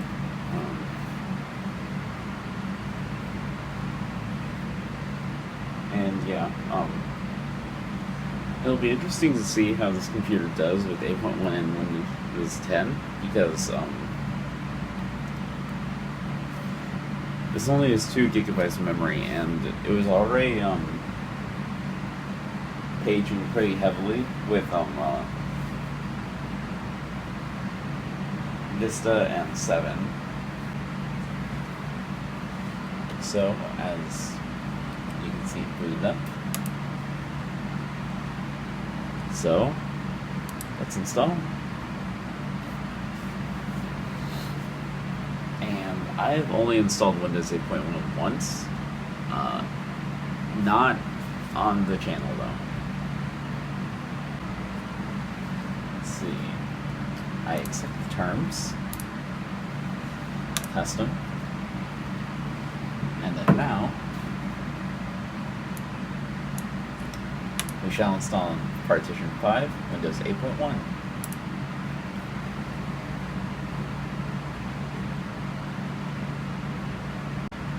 You know, something I just noticed is that they actually changed the text here. Instead of extracting files, is game files ready for installation, which I assume means the same thing. But it's just an interesting change of wording.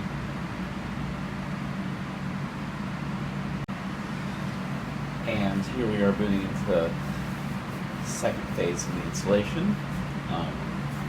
It's been a while since I've installed 8.1, but I assume this will be similar to Vista and 7, where it reboots into Windows PE, but from the hard disk, just to finish up the installation, and then reboots once more, and then you get the out-of-box experience.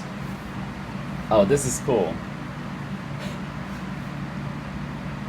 Windows 8.1. I do have to say, I like the graphical boot manager, I like the text boot manager, but the graphical one is cool too.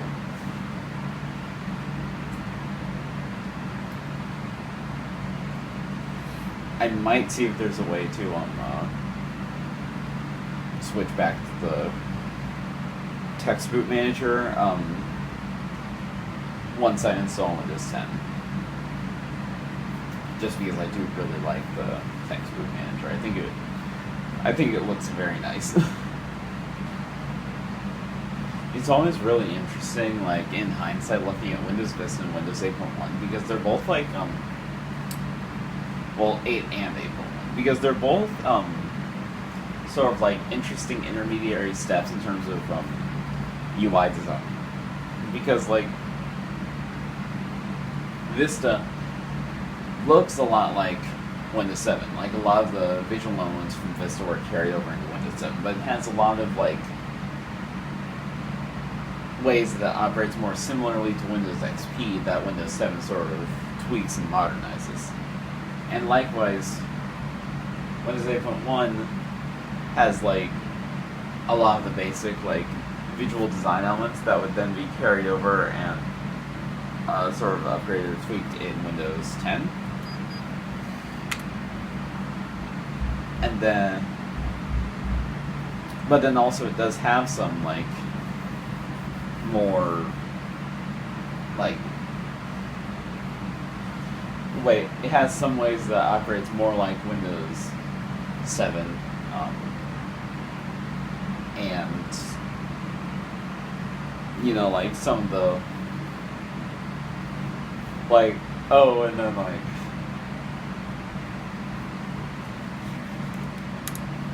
a lot of the like text boxes and stuff, or like dialog boxes, look like they're from Windows 7. Like the visual design is like sort of a mix between Windows 7 and Windows 10. Like the buttons in particular with Windows 7, because Windows 10 has more like flat buttons. It's very interesting. It's yeah. Oh, here we go. So, I'm just swapping phones really quickly to my main phone instead of the 5S that I normally use because my 5S is out of storage and I didn't realize it. I've always found the Windows 8, 8.1 out-of-box experience sort of menacing. I'm not sure if it's just because of like, because it shares like an out-of-box experience with Windows 10, and Microsoft had that thing for a time where like your computer could like automatically upgrade to Windows 10, and like it was happening to people and they didn't want it. And as someone who like staunchly refuses to let their computers do stuff for themselves, that may be why. But yeah, I've always just found like how vague it is to be a bit menacing. And here we are at the desktop.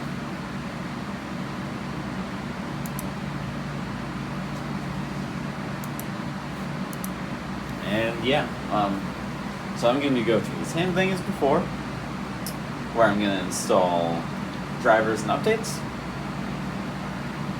And yeah, I'll be back.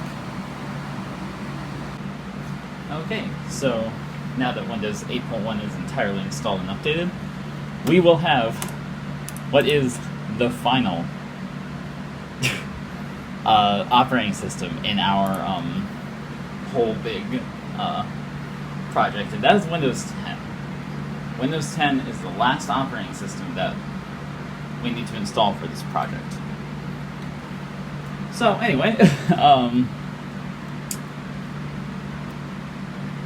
here we are, Windows 10 setup.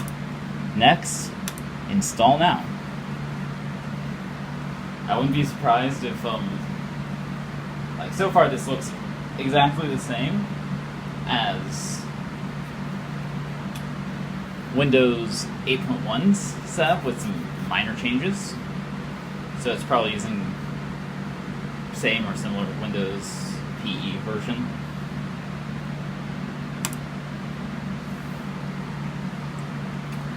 Let's see, I want Windows 10 Pro.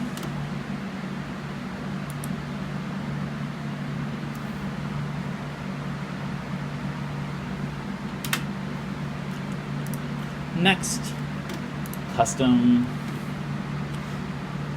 Here is Windows 10's installation partition, and I don't think I ever actually showed this, but basically like what I did with this was when I had Windows Vista installed, I realized I could just use drive management to create all the partitions. So that's what I did, and that's what I've been doing ever since then, is just like using those created partitions.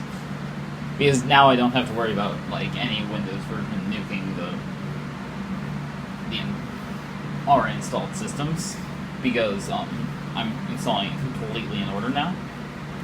So yeah, next. And yeah, so now it's just a matter of waiting. So it seems that now is working on, I don't think this is the first boot. I think similar to the other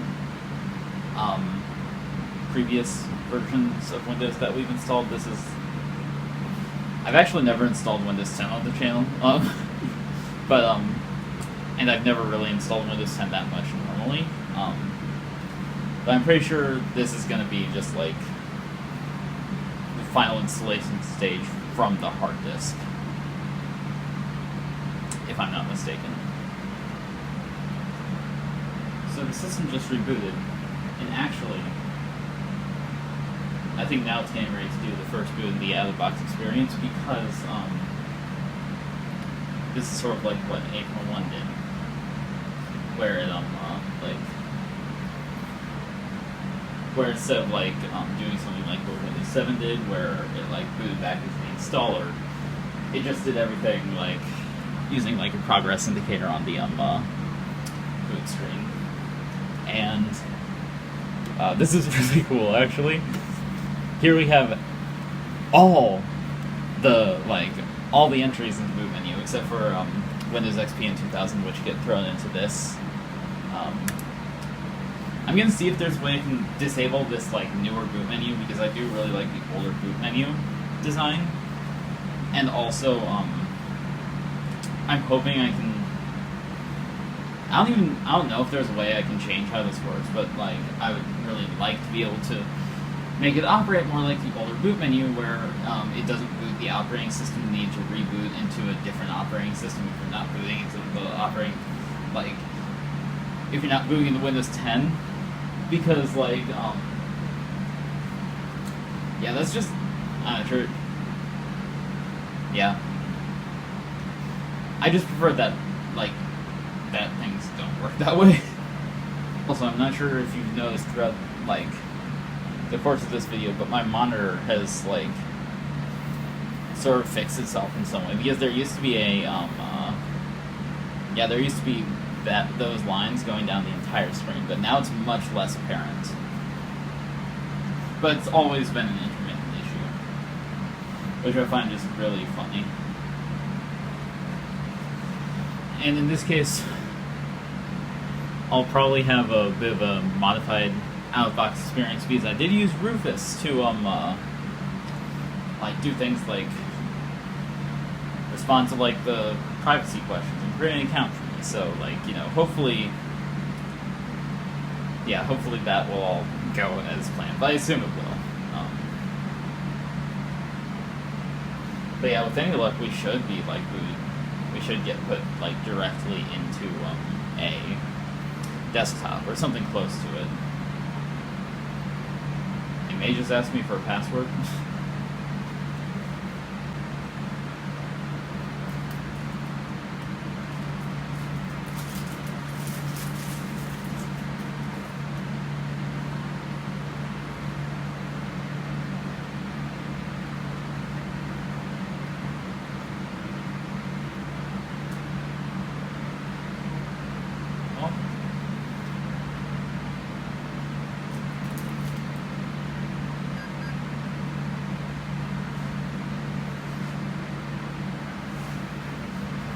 So now rebooted, probably for the final time. And yeah, I'm fully expecting that when we get into Windows 10 this time, it'll bring us to a desktop. So it seems that there is an issue. So let's hit next. And I don't know.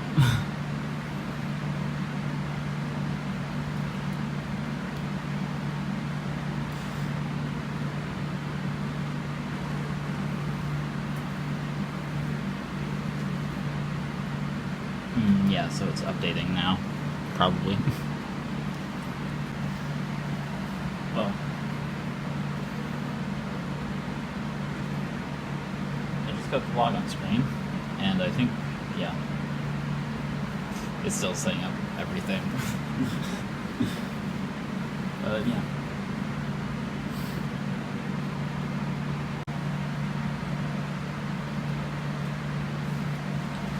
Leave everything to us. Yeah, like I said about Windows 8, these messages are low-key threatening, and I can't quite explain why. They just sort of are. But yeah, here is the Windows 10 desktop. So I'm going to get to configuring it and updating it, and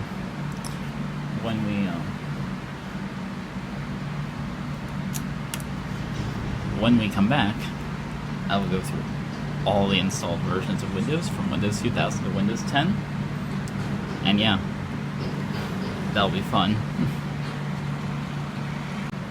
Well, Windows 10 finished updating and everything, so now let's take a look at our handiwork. I'm so excited for this, honestly.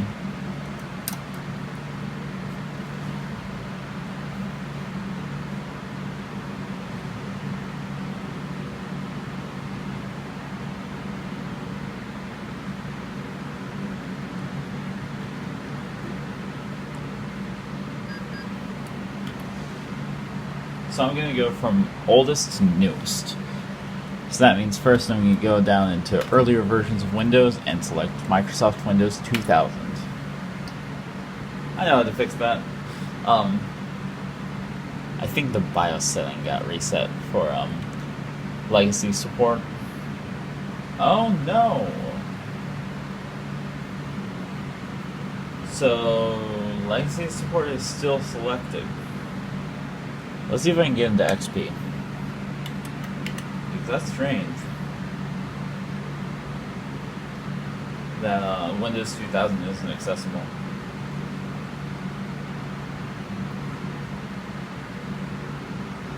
I'll have to I'll do some looking on that, and I'll add something at like the end of the video. But yeah, let's pull up CPU-Z. And you'll be able to see the processor in all of its dual-core glory. Yeah, so the processor we have is an Intel Core 2 E6550, clocked at 2.33 gigahertz, 2 gigabytes of onboard memory, and Intel integrated graphics for our graphics. And yeah, so the benchmarking tool that I have installed is Crystal Mark Retro.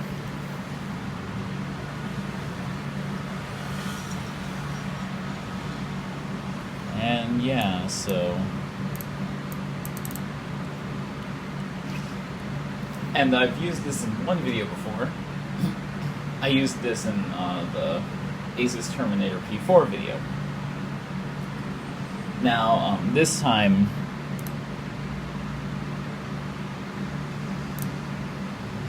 I should be able to,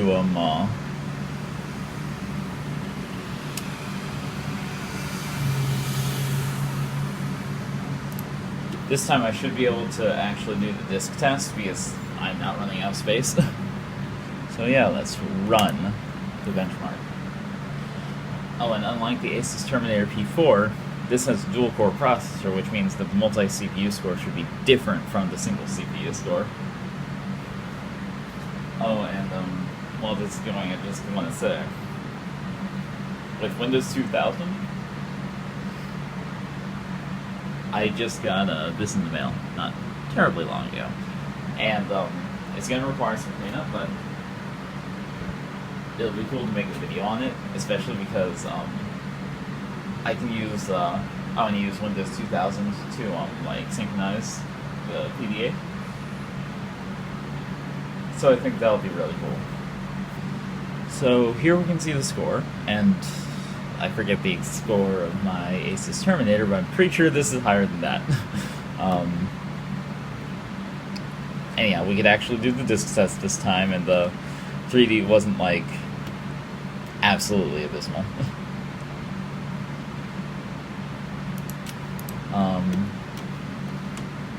But yeah, and actually I did just have an idea to see.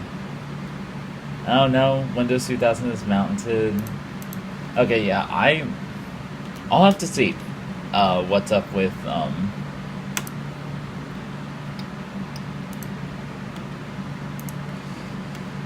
Windows 2000.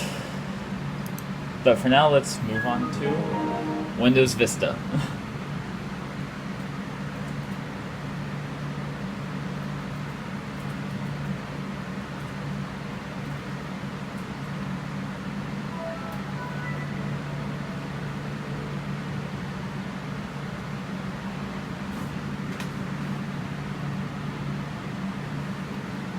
So here we have Windows Vista loading in. I do have some stuff on the sidebar, so and also it still needs to negotiate the internet connection. But yeah, here you have Windows Vista eventually.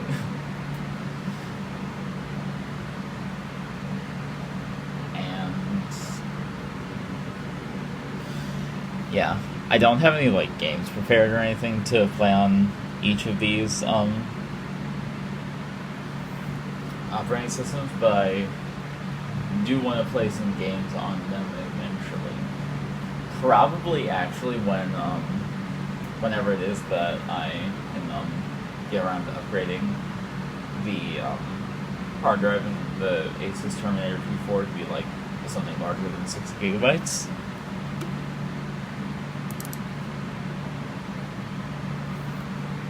Because then I can actually install games on that, and it'd be interesting to compare like the performance of the two. So, same deal. And yeah, the memory footprint of each OS gets higher with,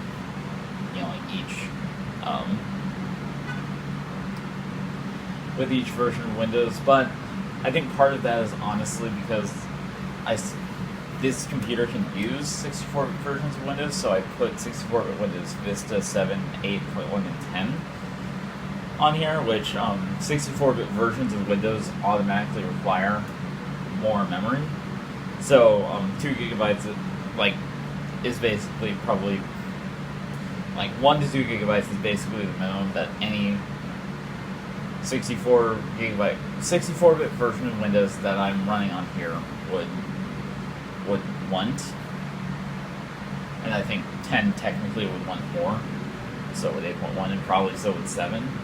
So yeah, I do plan to upgrade the memory on this eventually, but yeah, so that's something to keep in mind when we get to like the later versions of Windows, and performance isn't all that great. I think it's largely a memory issue because it's low memory mixed with the fact that this is a mechanical hard drive that needs page. So yeah. And I'm sure these scores are telling that it's a mechanical hard drive. And I'll put frame grabs of each score on the at the end of the video, so we can compare side by side, and they'll also include a frame grab of the Asus Terminator score, because that is a Pentium 4 clocked at 2.4 gigahertz with integrated SIS graphics with 1 gigabyte of RAM as opposed to 2 gigabytes. So it'll be interesting to see how they compare, although I do already know that the SIS graphics chipset cannot keep up with this Intel integrated chipset. So the score is 743. So yeah, that is a decrease from that's a decrease from Windows XP, if I'm not mistaken. And yeah,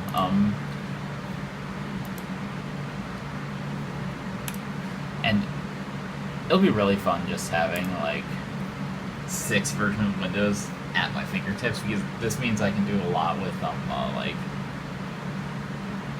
a bunch of stuff that I wasn't really able to do before.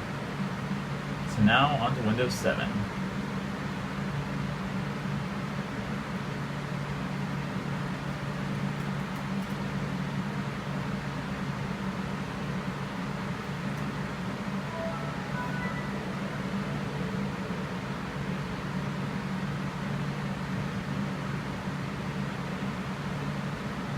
And as you can probably see, I have the same profile picture set, like, no matter what the version of Windows. So, same deal. Oh wow, that is a much lower multi-CPU score than we've seen previously. And again, we have a consistently lower score, which makes sense, but still, it's very interesting.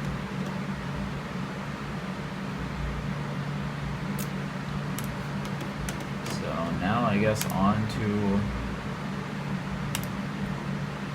Windows 8.1.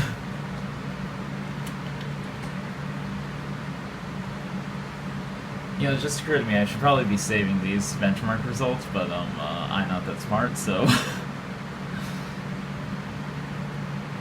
But I at least have them documented on video, which honestly should be good enough. So anyway, on to Crystal Mark Retro.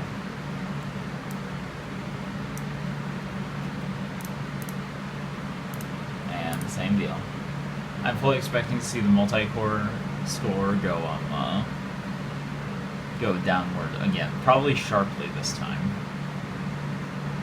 Or I guess probably the baseline will be the single core score, but yeah. I'm expecting the full, like, the overall score to go down pretty sharply, though. Oh. I think that actually went up, which is really fascinating. Oh, yeah, we're starting to see some lower frame rates now, for sure. Okay, so this is actually right around the same as Windows 7. Now it's time for the final one we can benchmark, because we can't benchmark Windows 2000 with this software. Windows 10. And as you can see, I did find a way to re-enable the old boot menu.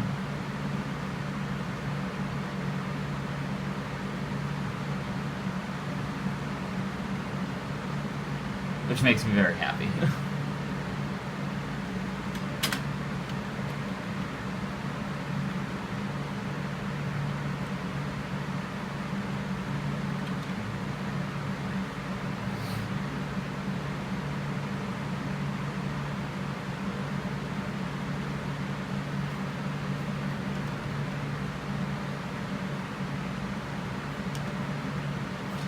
Windows 10 takes a long time to load compared to other versions. Honestly, so much of this is just waiting. I'm already at almost an hour for filming this. I'm hoping Windows 10's experience will get better when I upgrade the RAM, and it should. Because I ran 32-bit Windows 10 on 4 gigabytes of RAM, no problem. Well, let's do it. Oh, wow.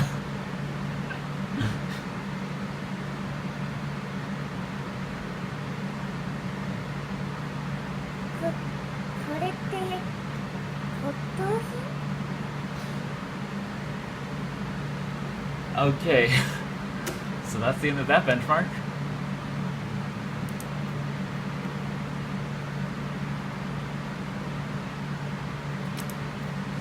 And yeah, other than that, I really just need to figure out what is going on with Windows 2000.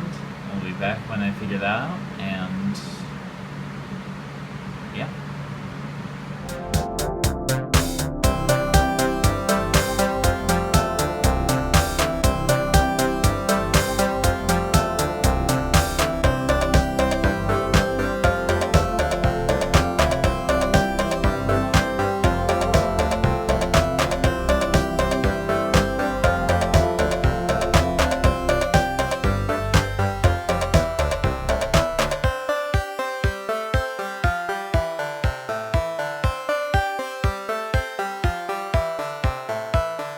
So what the fix was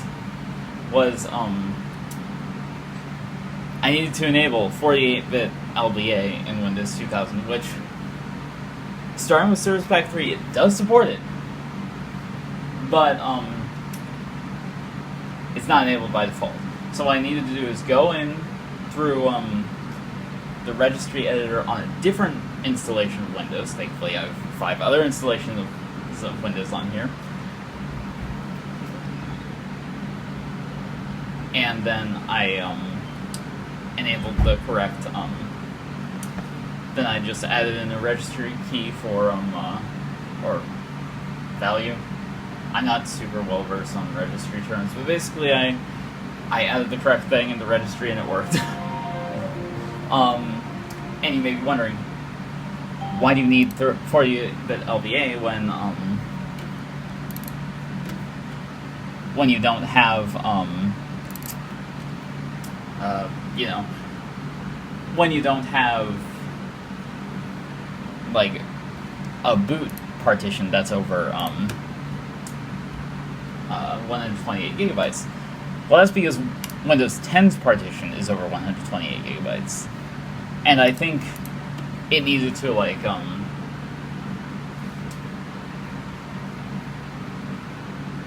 not sure exactly how to, like, what, like, the correct terminology is, but I think it ran into issues while trying to mount Windows 10's partition, basically. But yeah, so we have Windows 2000 now, and with that, I thank you very much for watching. I look forward to doing more with this computer in the future. It's been super fun setting it up, going through this whole big project.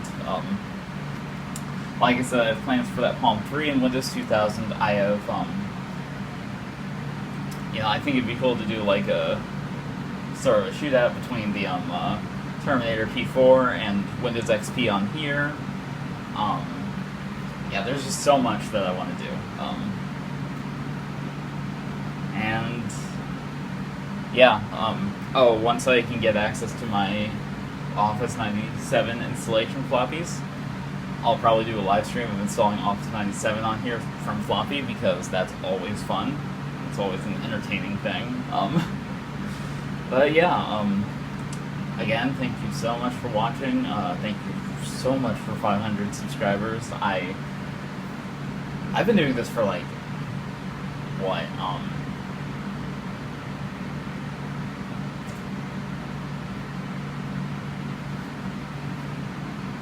7 years now? It's been a while. Either 6 or 7 years now, yeah. And it's just crazy that so much time has passed and I've been able to, like, grow my content so much. But yeah, I hope to keep doing this for far in the future. And yeah, I guess this really did turn out like a Draga 1 or Michael MJD video, because I got data loss and weird edge cases as well. But yeah, thank you so much for watching. I hope you have a good day, and I'll see you in the next one.